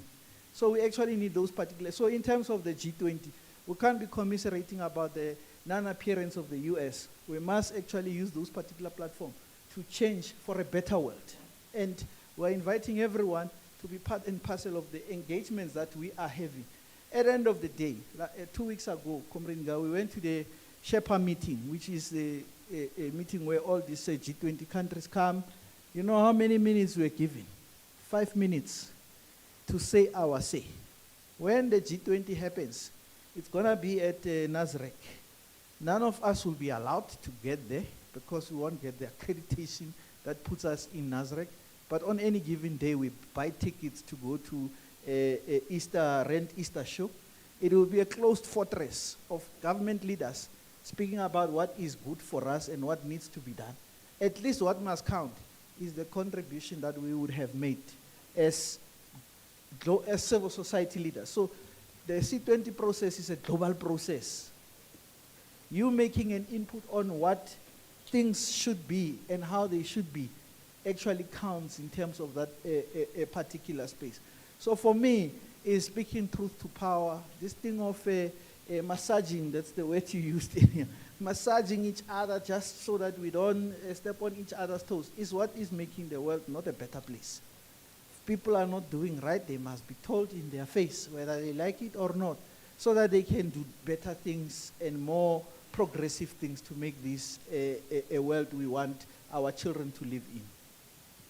Thank you very much, Comrade Mufundisi. What I gather from you is even if they don't come to the table, the agenda must go on. Thank you.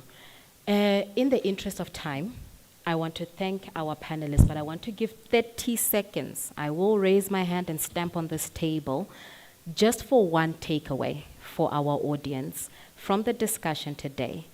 One thing you want the room to remember about why we are advancing domestic financing, engaging in policy discussion spaces like the C20, speaking to DOH, speaking to SANAC, having young people in the room.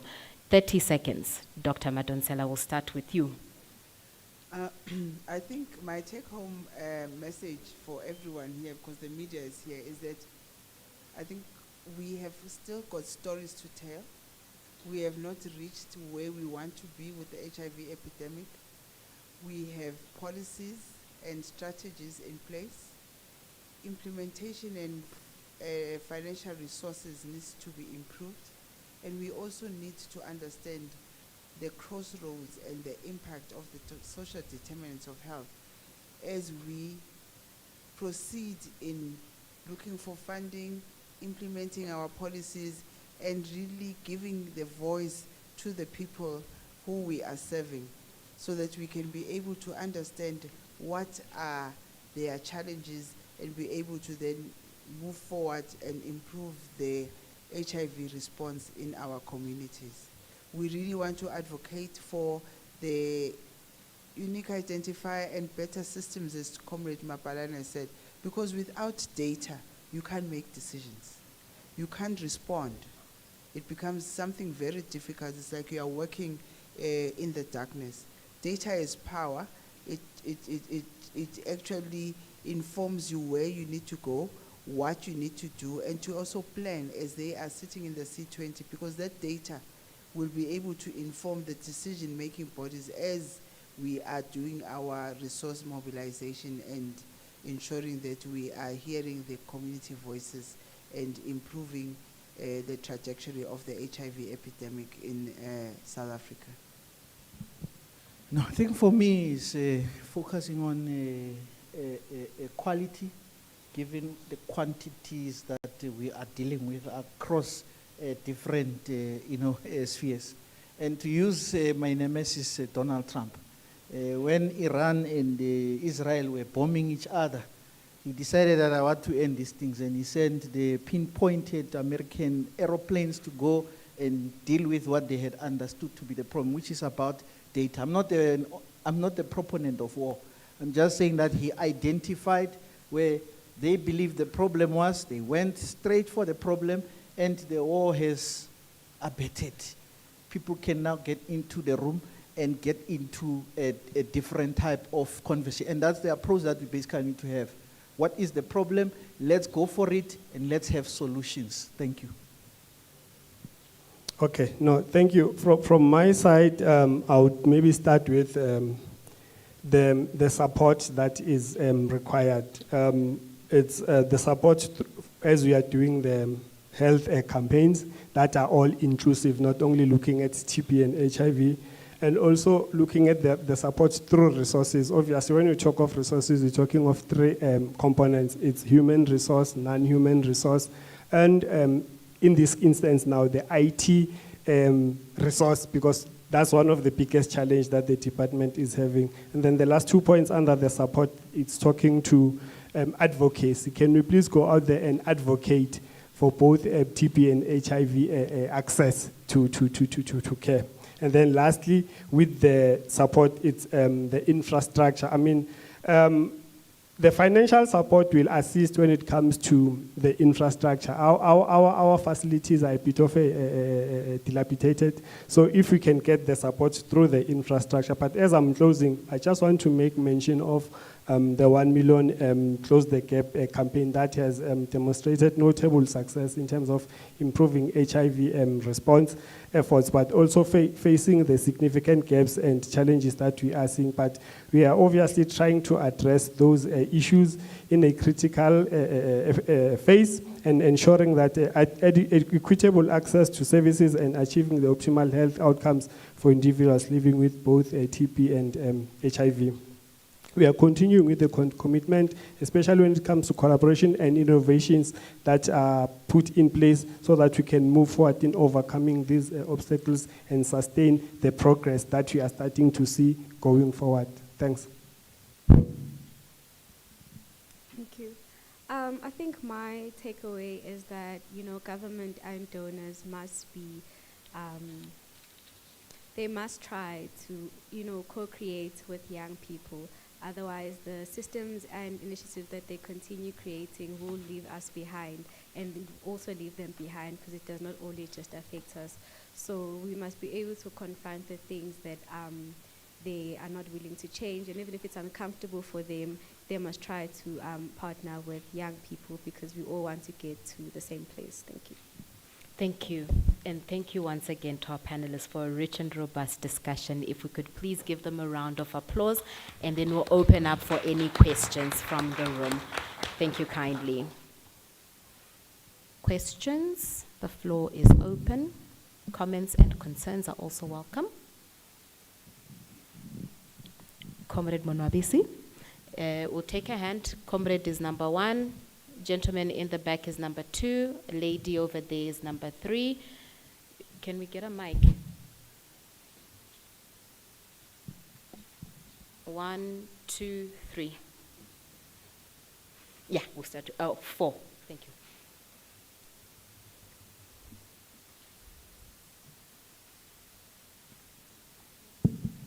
No, thanks a lot, Comrade Tinga, and also I wish to extend my greetings to the beautiful panelists who are quite learned in this space as well, and also appreciating them for telling the truth as is by our leaders there, Comrade Mabalane and other leaders that were sitting in front of us.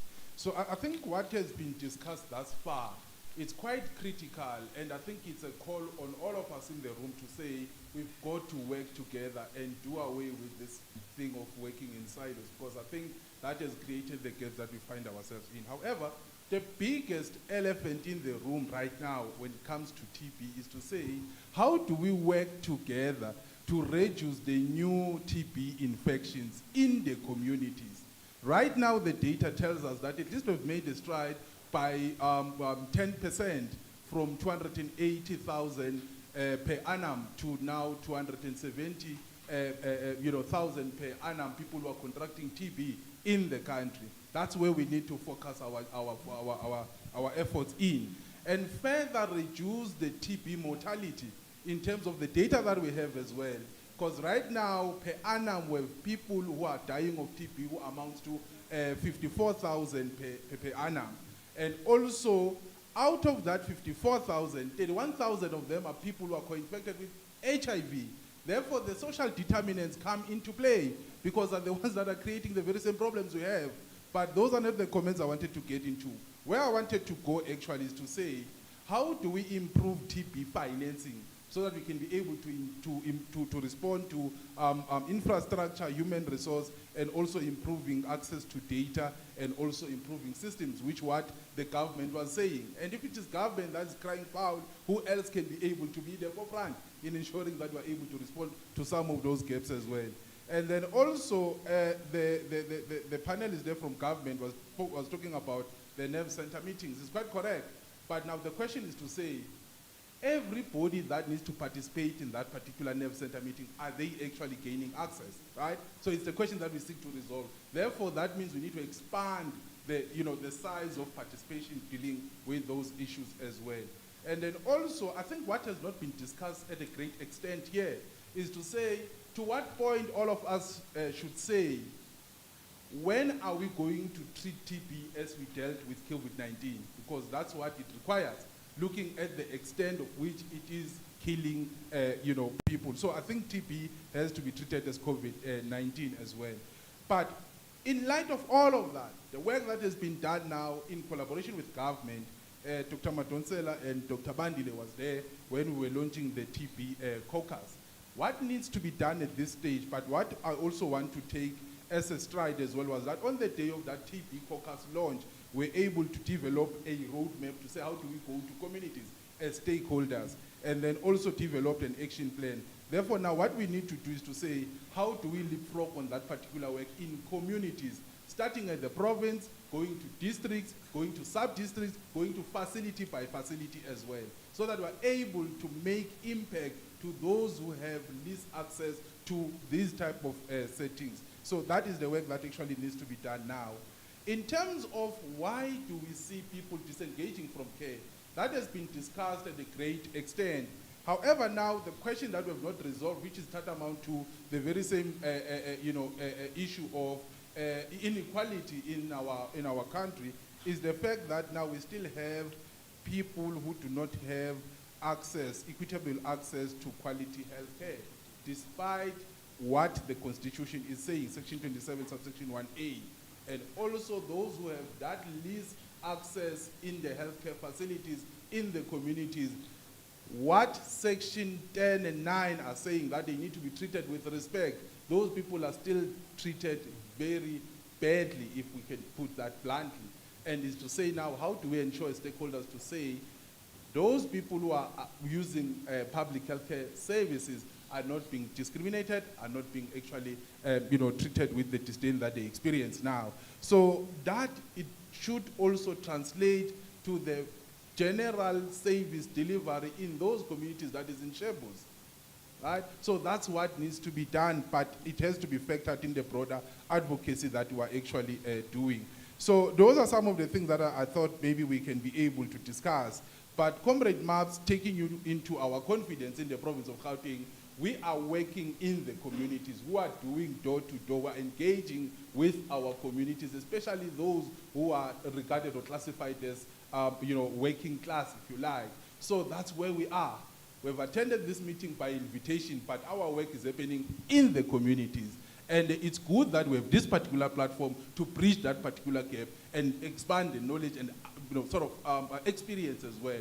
I think this is an adequate platform to raise some of those challenges, the plight of the communities that we're serving, not necessarily to come and grandstand, of which that's what we're trying to move away from. So that's what we're actually doing. But without any waste of time, perhaps other issues can be covered as we move on. But lastly, on HIV, I think part of the advocacy we need to do is to push SAPRA to register the lenacapavir and capote grave as well, which are long-acting PrEP injectables, so that we're able to minimize the HIV infections as well, so that by 2030 we could sit here one day and say we have actually achieved the ultimate goal of ending HIV, TB, and STI as public health emergency. So there's a need that all of us got to work together and ensure that we push towards the same objectives. Thank you very much. Thank you very much, Comrade Monwabisi, for that submission. The question that has been raised, we'll get to it. Let's allow the gentleman, sorry ma'am, it's the gentleman with the glasses on his head there, was how do we improve TB financing? That's the question that's hanging in the room. And how do we work together to reduce TB infections in the communities? When are we going to treat TB the way we responded to COVID-19? Sir, you may go ahead. All right, no, thank you very much. My name is Godfrey Kuno. I'm the I'm the co-chair for PRC in the province. I'm here representing the civil society chair, Gladys Chabalala. She couldn't be here because of other commitments. Let me first congratulate the AHF for the work that they've been doing. Reaching 2 million people is not a walk in the park. So we really congratulate you on that milestone. We are really proud that you are in Gauteng and you are here to also, to ensure that there's an impact, because the work that you are doing is evident in the work that you've displayed there when there was a video that was playing there. Let me talk a bit on the civil society forum. We are made of number of sectors. I think in Gauteng we have active 16 sectors. And out of these 16 sectors, I think we've got about 10 or 11 that are funded. And then we also have, I think, 4 that are not funded. And these are sectors that are active, that are operating on the ground, pushing their response for HIV, TB, and STI as well. So, as much as we are funded, the resources are very limited. We are a struggling civil society, to be honest. We are relying on these smaller resources, and they are not enough for us to be able to adequately respond to the challenges on the ground. Hence, we are requesting some kind of a support. My great leader, Tate Mabalane, it might not be a sitting allowance per se, but we are here to break new grounds. As civil society, we are people that are also living with HIV. Some of us are survivors of GBV. Some of us are survivors of TB itself, and many other challenges that are facing our communities. And then it is, in that spirit that we continue the fight to say we are also family men and family women who at the end of the day live a normal life as any other South African, as any other person that you find in the Gauteng province. The bottom line is, God, when answers prayers, doesn't give us bread from heaven. We still need money. That's the bottom line. So we're still advocating strongly, so as civil society activists, that we still need to be recognized financially for the work that we are doing in this particular province. And we are really doing some good work in this particular province, good people. Therefore, the issue of sitting allowance, we can take it elsewhere and discuss it further, but we are very adamant as Gauteng. And then we are even inviting other provinces to follow suit. And there's nothing wrong with an activist being recognized for the work that they are doing financially. There's nothing wrong. And we mustn't look at it as if it's a taboo. It's not a taboo. Another issue, there's a key priority population that I think we really need to focus on, and that's men. We really need to focus on men in order for us to be able to win against the fight, HIV in the province. I don't know, somehow, as men, we are somehow allergic to the clinic. We have, we have the habit of really not going to the clinic and seek for help. We get bored very easily. We are preoccupied with issues of survival, majority of us. And I think this is one key priority population that if we get it right, I believe so many problems around the fight we are fighting against, will be resolved. But at the same time, I want us to also come up with ways to emphasize or strengthen or re-strengthen the VMMC as a program.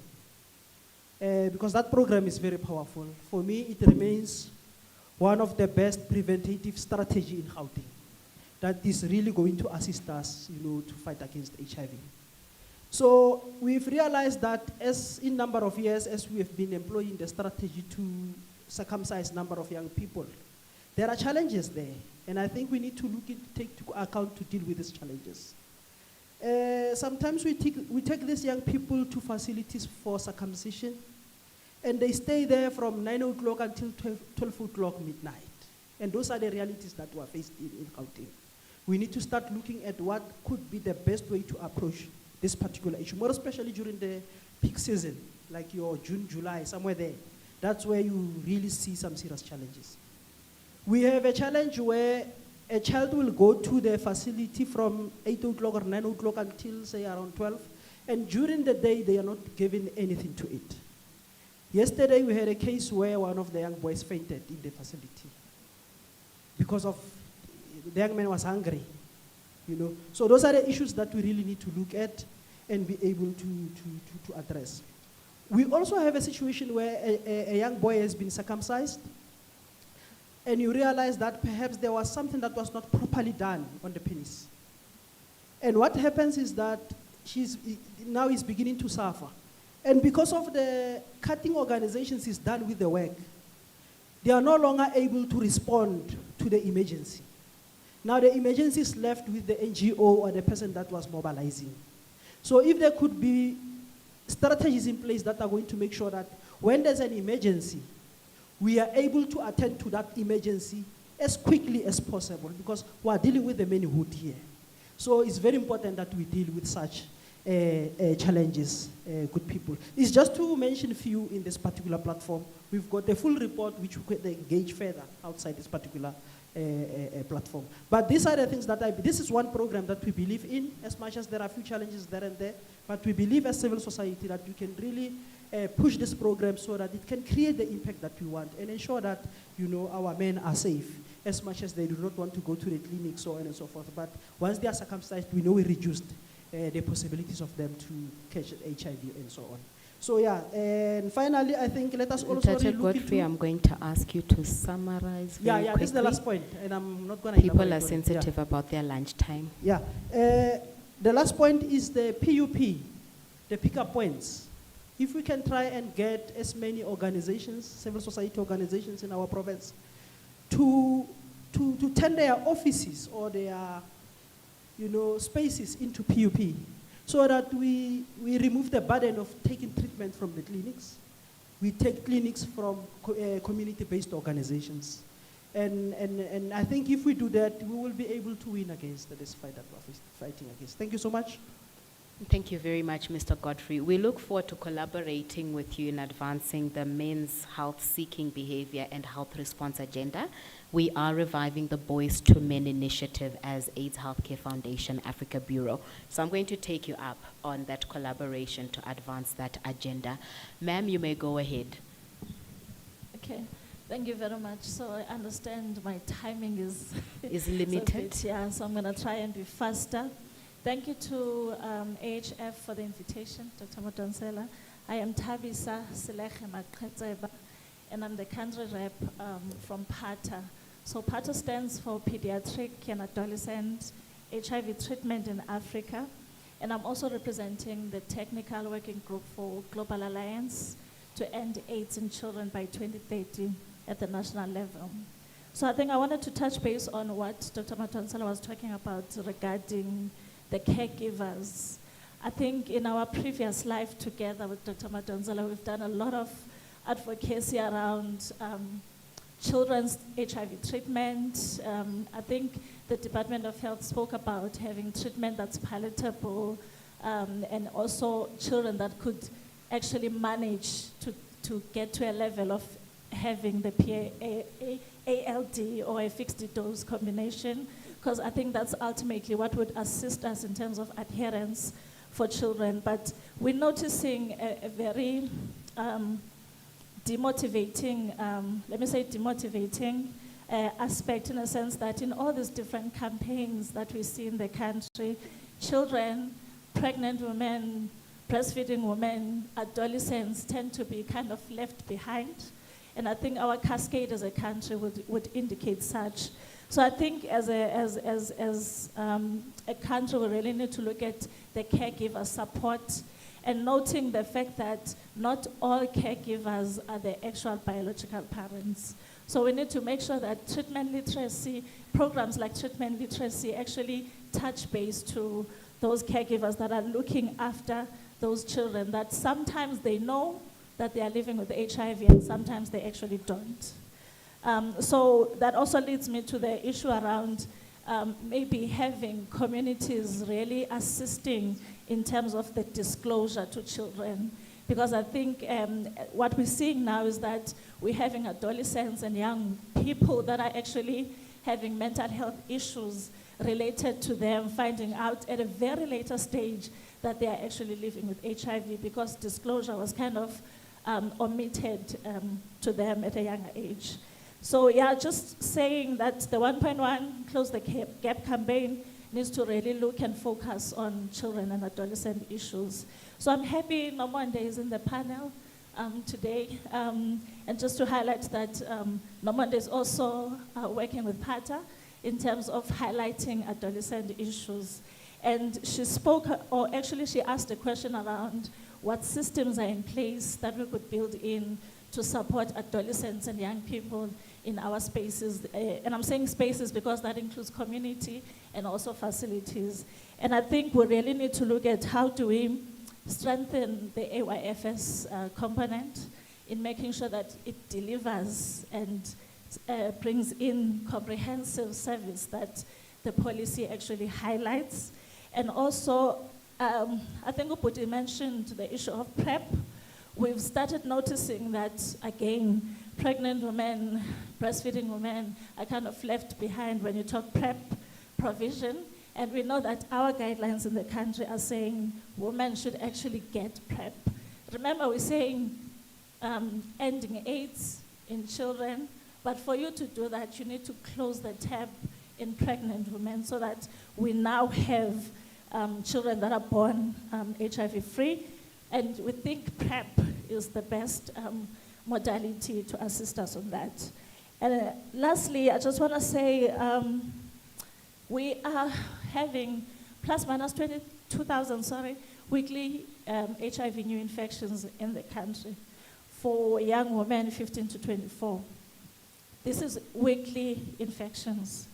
And this talks to the recent discussion or engagement that the Deputy Minister of the Women Department had.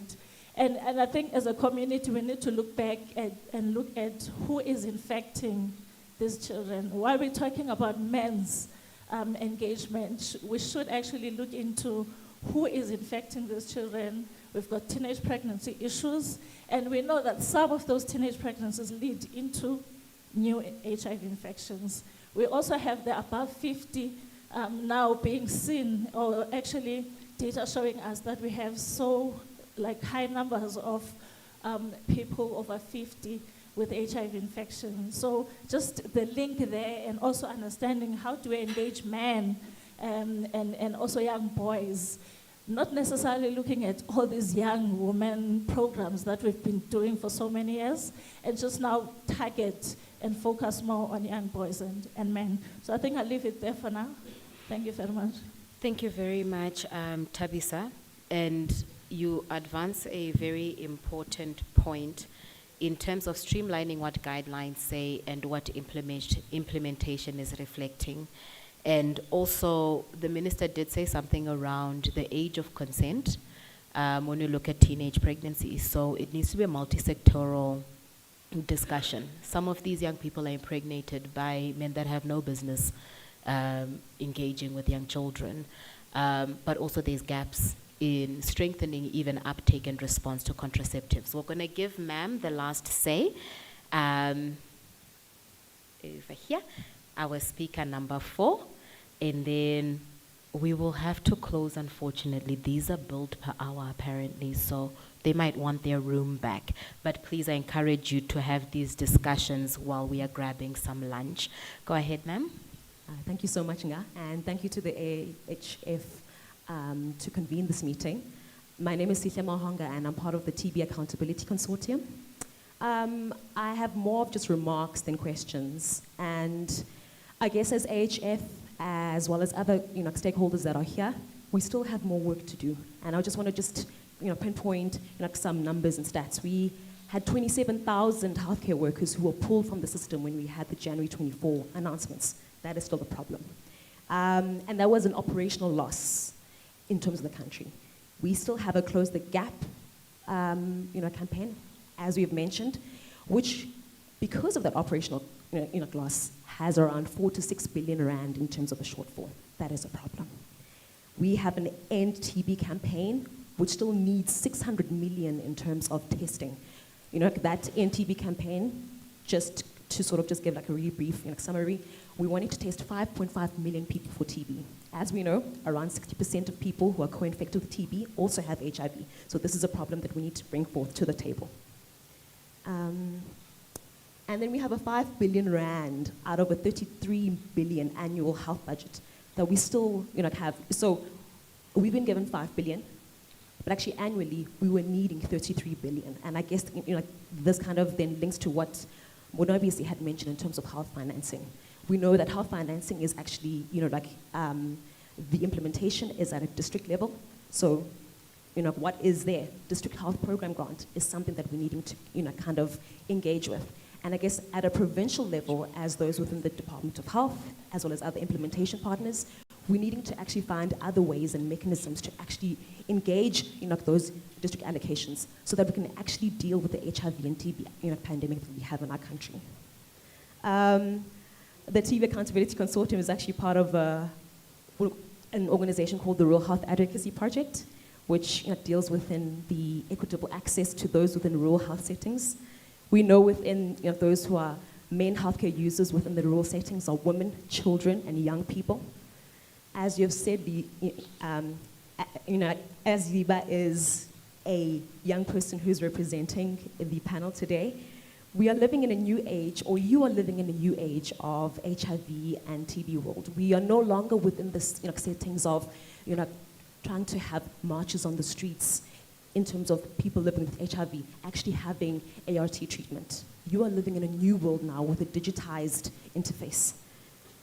We want to be part of a solution in finding mechanisms to re-engage your population, because within these two campaigns, we're needing for young people to re-engage in treatment, and we'd like for yourself and other young people to actually give us solutions or means in which we can give those young people who are not within care to actually re-engage again. Thank you so much. Thank you so very much, Sihle. I think you summarized it well. How do we work with our young people? How do we reach the populations that are often marginalized and invisible in responses, your rural populations? How do we work with those that we intend for the treatment to get there? But the figures are staggering. 600 million rand, 5 billion rand. Again, it leaves the room with the question, and I hope we can advance this message and ask these questions. Where are we going to get the money? We were struggling when we had donors. Yes, South Africa has done well, but the advancement of disease knows no borders. And these issues have to be addressed in a multi-sectoral way. How do we strengthen other departments to ensure adequate HIV response?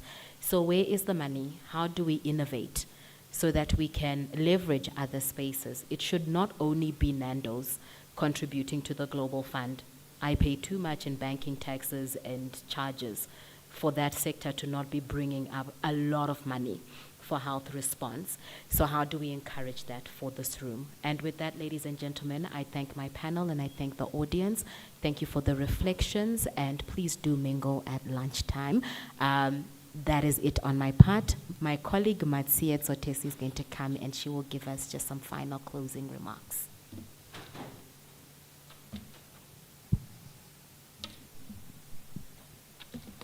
Good afternoon, everyone. Mine is short. My name is Matsia Tsotesi. I am the Advocacy and Marketing Manager for AIDS Healthcare Foundation. And I'm just here to close and to thank you for coming. To the Honorable Dr. Masuku, the SANEC and Gauteng AIDS Council, Civil Society, Department of Health, partners, media. Thank you so much for your coming today. Today was not going to be possible if you did not grace us with your presence, and we really, really appreciate it. And today, you know, it is evident through the discussions that we've had that we still have a long way to go. We still have a lot of work to do. And I think through collaboration of partners, government, civil society, media, and ensuring that when we go back to our offices, to our organizations, wherever that we work, we are able to think about this, deliberate about this, and ensure that the systems that we have in place, in as much as they are there, to make sure that we have the system perfected, but we need to remember that we work with human lives, we work with people. These are our brothers, they are our sisters, they are our family members that are living with HIV that we need to be accountable for. And I think if the systems are not working, it is important that we need to go back to the drawing board and make sure that we refine the systems, we improve the systems, that we include the likes of IBA and young people that are not given the platform to amplify their voices, to tell their stories. The reason we are here, this is a multi-sectoral approach that when we go back where we work, we are able to amplify the voices of those that are marginalized to ensure that we end the TB and the HIV epidemic by 2030. But with that being said, thank you so much, ladies and gentlemen, for the time. We know that we are running late, but I'm sure that this was a robust discussion, and we still have a lot of engagements that we need to do until, as a country, we are saying we are independent, we are able to stand our own. Domestic resource mobilization should be an ongoing conversation. It should be an advocacy issue that we need to stand for and talk about and fight for. But with that being said, thank you so much. There is some refreshments that are served. Please, let's mingle, let's take pictures. Media is here, they need some of our voices so that they can capture the engagements beyond this room. So we really, really appreciate your time. Thank you so much.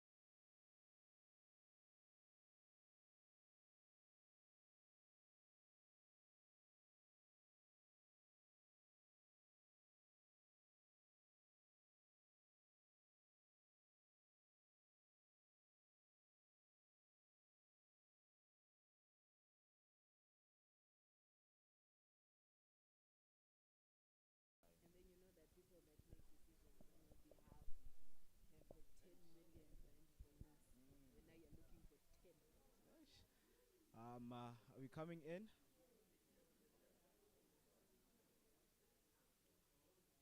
Are we good? Right.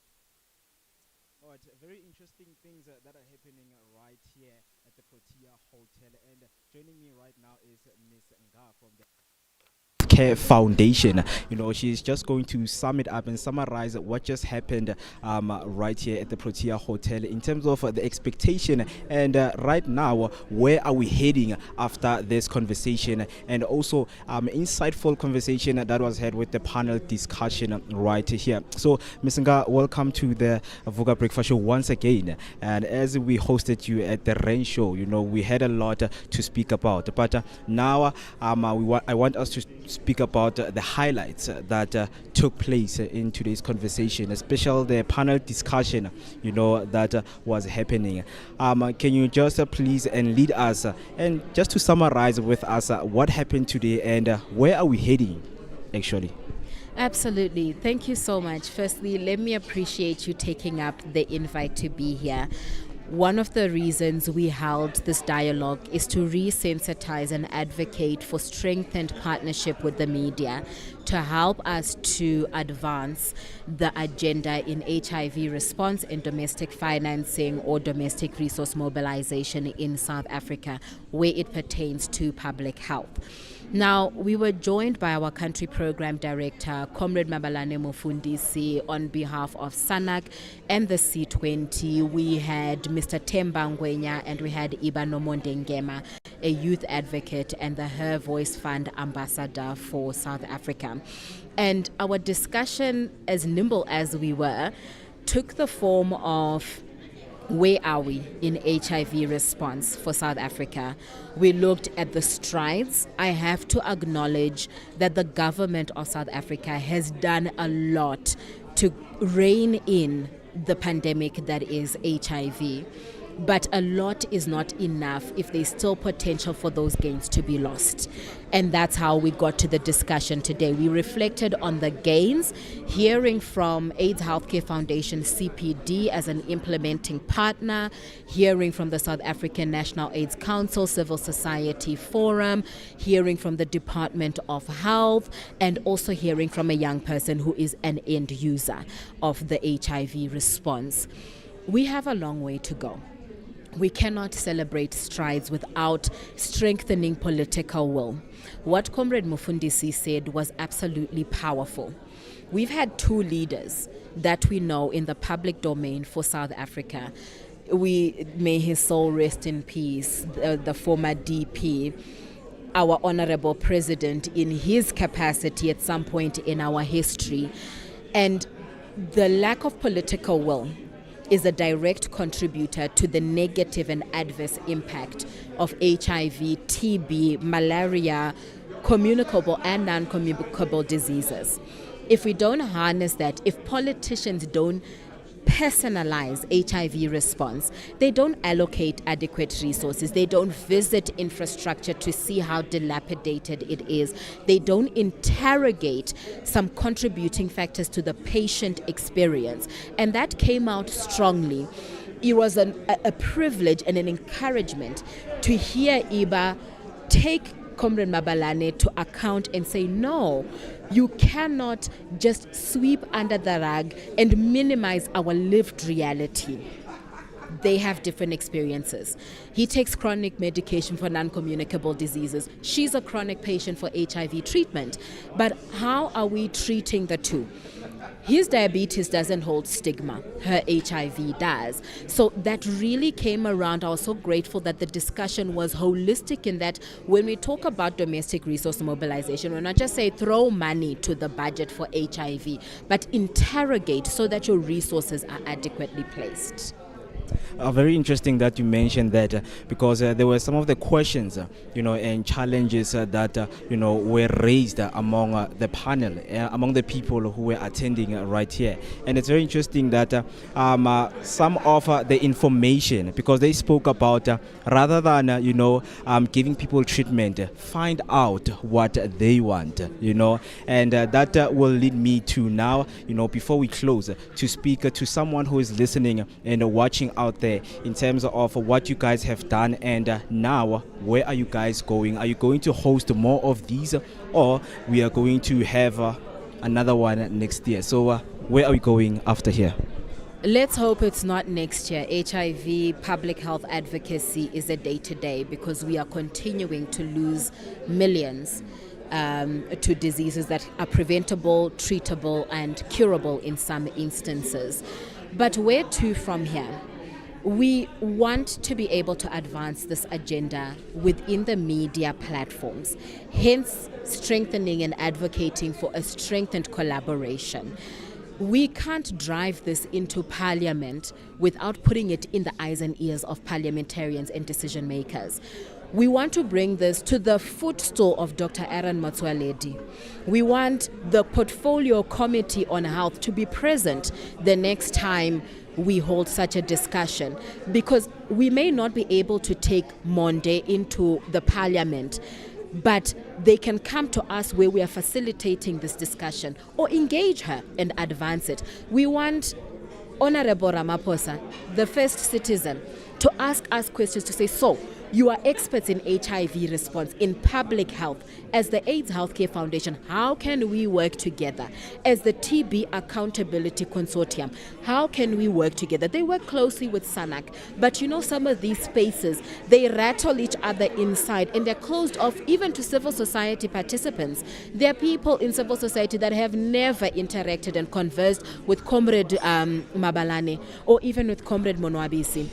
There are people that may never walk into the room and speak to a leader who's making decisions.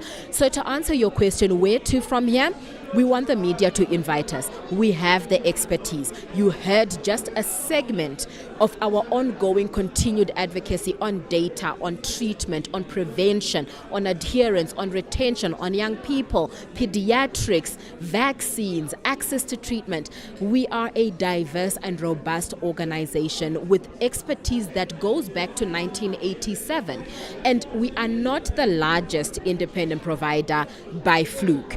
We put in the hard work, we confront the realities, we hold accountable, we engage for lobbyists. If the media can advance us to push and lobby for parliamentary uptake, for us to participate in those discussions, invite us into the technical working groups, invite us into the discussions where you're debating the national strategic plan, you know, and those are some of the things. But you will not be waiting until next year to have one more of these discussions. Hopefully there were two very pertinent issues, young people, so we'll host one for young people, hopefully led by young people, for young people, bring decision makers into the room, and then want to advance the agenda on the social determinants of health and how they can be integrated into HIV and TB response. Likely in partnership, we'll invite them so they might hear it first on your station, but with the TB Accountability Consortium as well as with the South African National AIDS Council. Ms. Ga, thank you so much for your time, and we hope that this chain is going to bring a lot of hope, you know, on people out there, and we just wish you guys all the best. Thank you so very much, and once again, thank you for being here and helping us to advance this agenda. Very interesting things that are happening right here on the Voga Breakfast Show. That was Ms. Nga from the AIDS Healthcare Foundation, playing a very huge advocacy and teaching, you know, about people living with HIV in South Africa and all around the world. So please do make sure that you subscribe, you press the notification button so that you can get more information, so that we can all get education that we all need.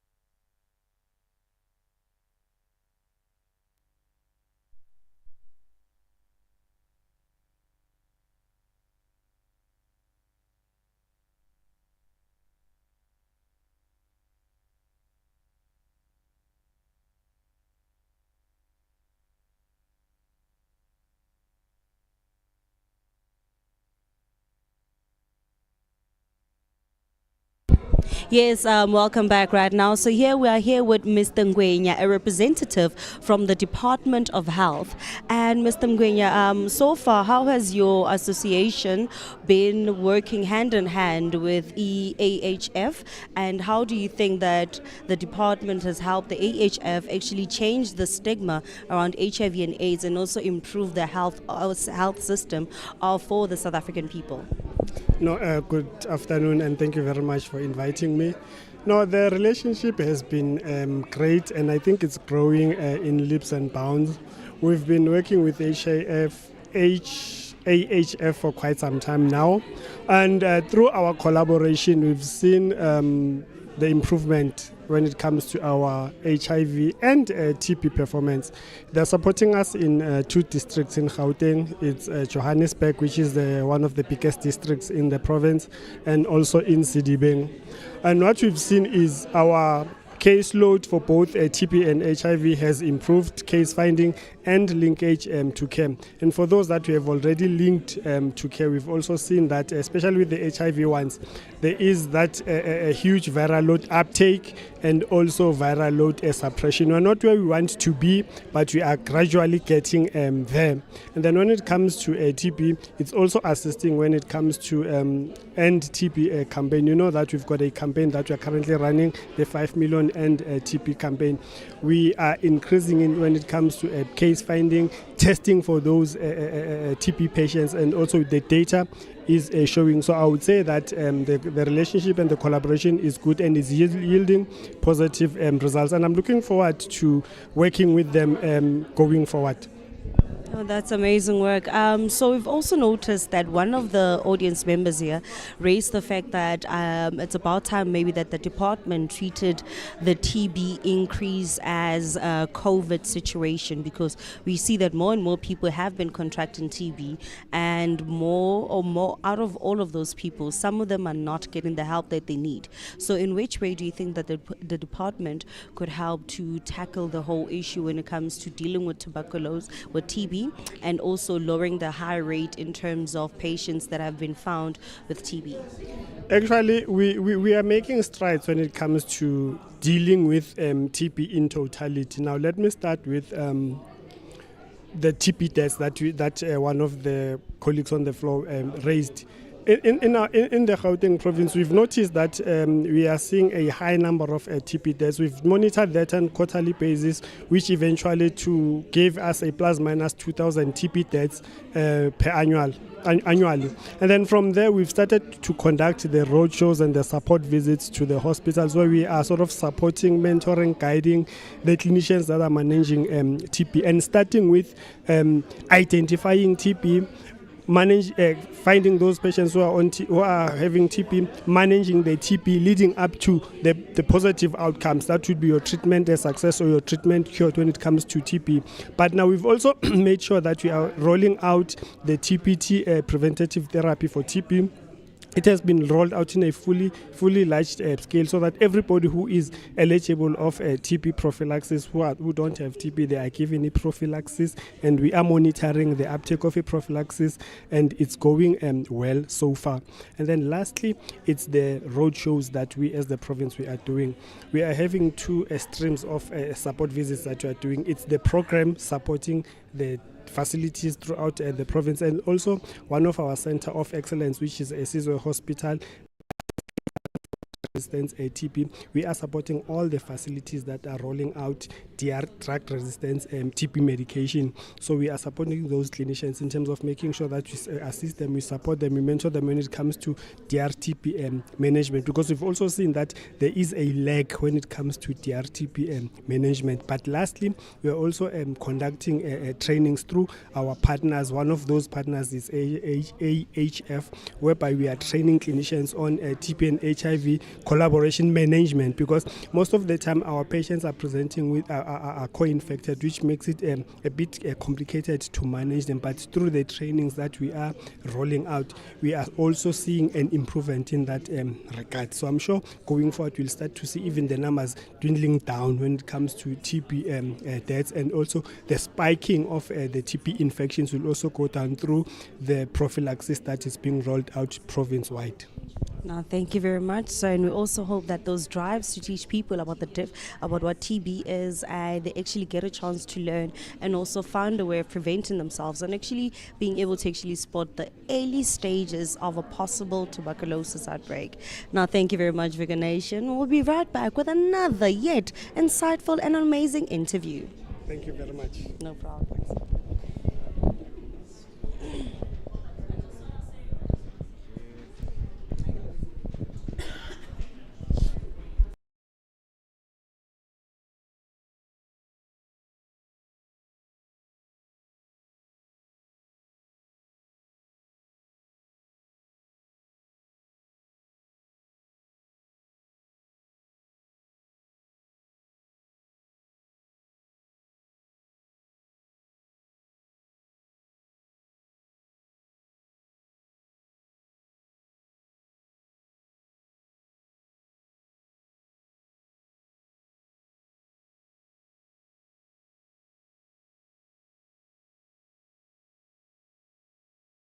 Conversations that we're still having right here with one of the panel discussions that took place. Joining me right now is Mr. Mfundisi Mabalane from the C20 South Africa Shepa, the Sanaka Civil Society Forum member. A very good morning, a very good afternoon to you, Mr. Mfundisi. I just want us to get straight into what happened and the highlights of today for the people who are watching at home and who are also listening. So the importance of today's day for you, what does it mean and what does it entail as a whole? Well, good morning for this good afternoon. Today was very engaging. We normally go to these engagements and people come, they speak and then they leave, but it was engaging. You also have to think on your feet. It also means that you have to say the right things that encapsulates your lived experience. So for me, it is how an organization like HF, as a part of civil society, with the resources they have been able to mobilize resources and provide treatment to over 2 million people. That is something that needs to be celebrated. We are also saying government must do 50 times more than that. It must reach 50 million people because AHF is just contributing towards that. But we also had young people who were speaking what matters to them and also challenging us on some of the things that we believe needs to be done. And they're saying, for us as young people, this is how it can be done. But for me, the message that one was primarily bringing is political leadership. We need to do these things and do them now. We don't need to be commiserating about what could or should have been. We need to embrace using technology in order to give us up-to-date data, information where the problem is. I say this, that we must learn from the people who put together Uber, who put together Taxify. They identified the problem and then there was a response to that particular problem. What was the problem? Making traveling of people between places to be easy and to be cheap. That's what we need to do with the provision of health services as well.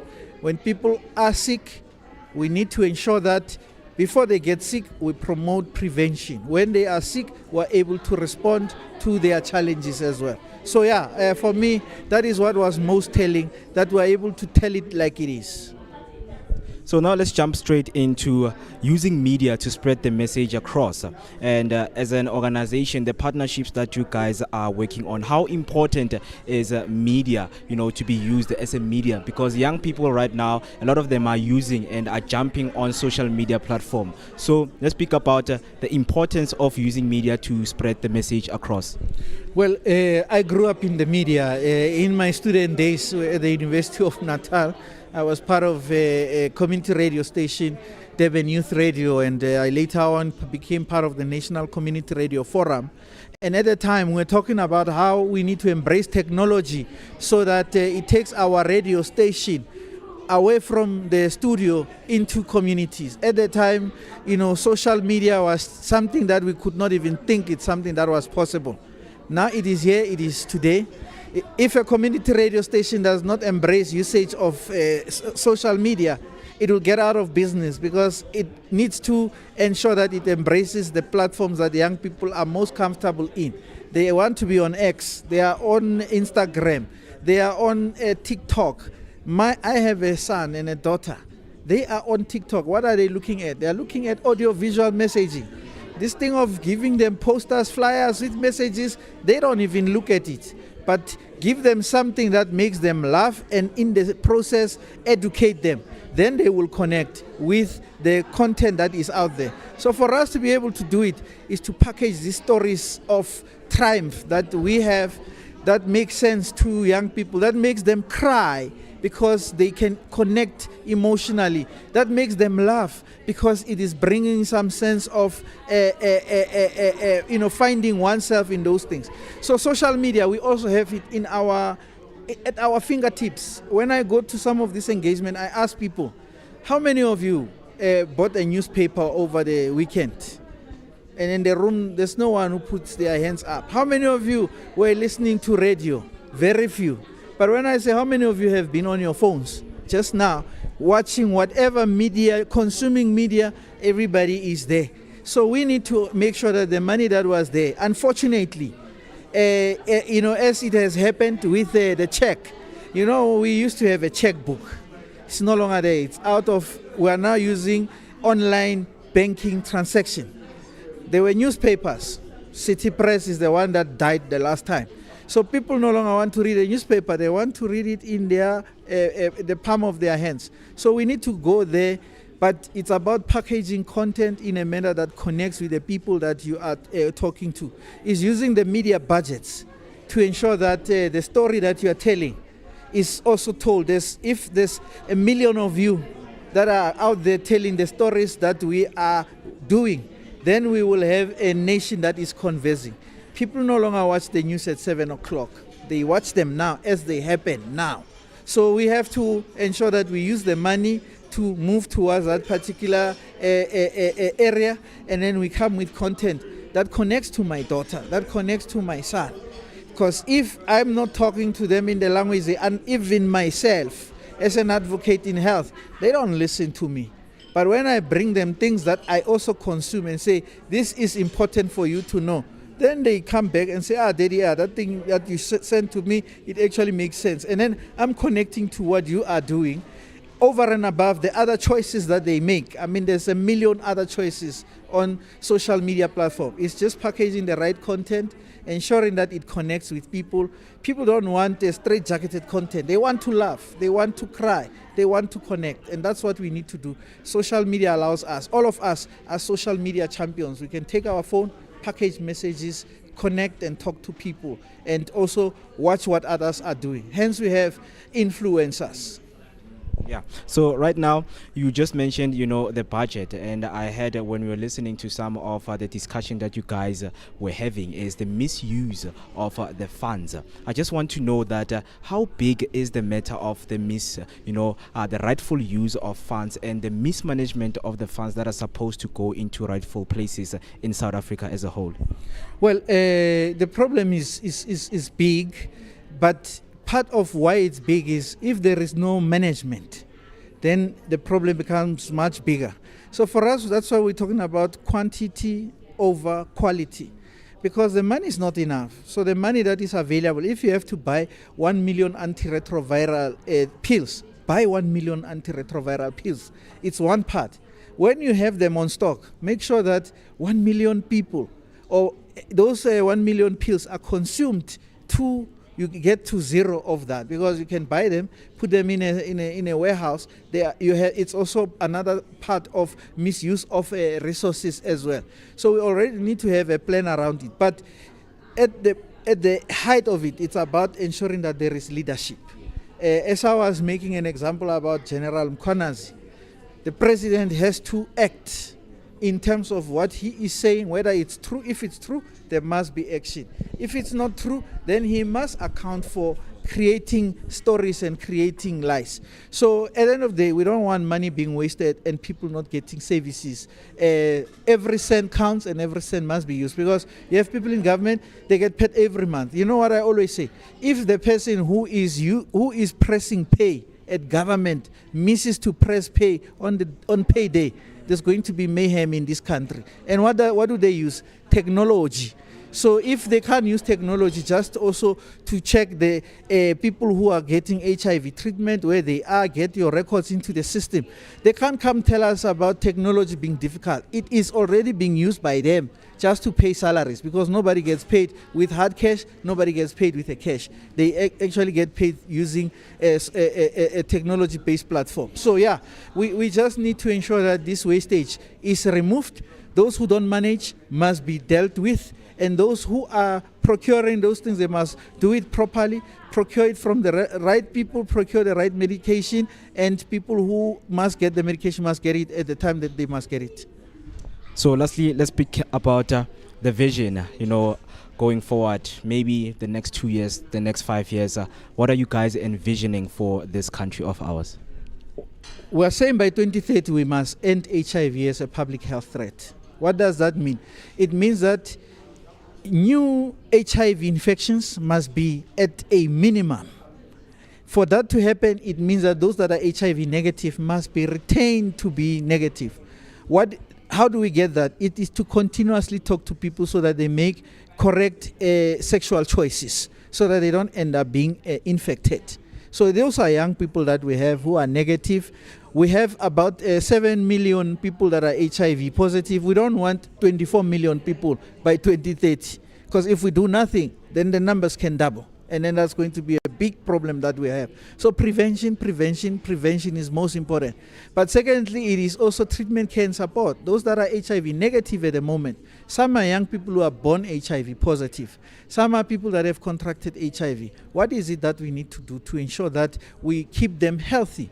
We need to ensure that they get those antiretroviral medication. So the budget that is being provided buys the antiretroviral medication. The people take it. We also deal with social and structural drivers. Sometimes you can't take medication on an empty stomach. So what is it that needs to be done to ensure that you have food on the table? 350 that people are getting. What is it that we need to do? Something to make those people and their own income, because it's demeaning for a person to be given that type of money. It's demeaning for a person not or a askailo panta. We must make people get back to that you must, it's not easy, it's hard, but do something that makes you look back and say, hey, you know what, this week I've actually worked. I'm proud of my mpandonyana. I have something on the table. So we don't want people also to be too dependent on government, and then they become a burden on the state. The state must use the money it has to empower people, for people to find solutions and to create their own jobs, to generate their own money and take charge of their life. So those are the things that we want to see being done by 2030. But at the center is to make sure that the young people are at the center. I am 50 at the moment. I may look young, but I need a person that is 25 to be the one that is championing this, because in another 5 years' time, I will now be, looking towards my grave, and I can't die with the knowledge I have. New people must come in so that they replace those of us who have been in this journey. But as we conclude, what is important for me is that in the HIV health response, we must work ourselves out of this job, because if we resolve all the problems that have been identified, it means that we will not have a problem.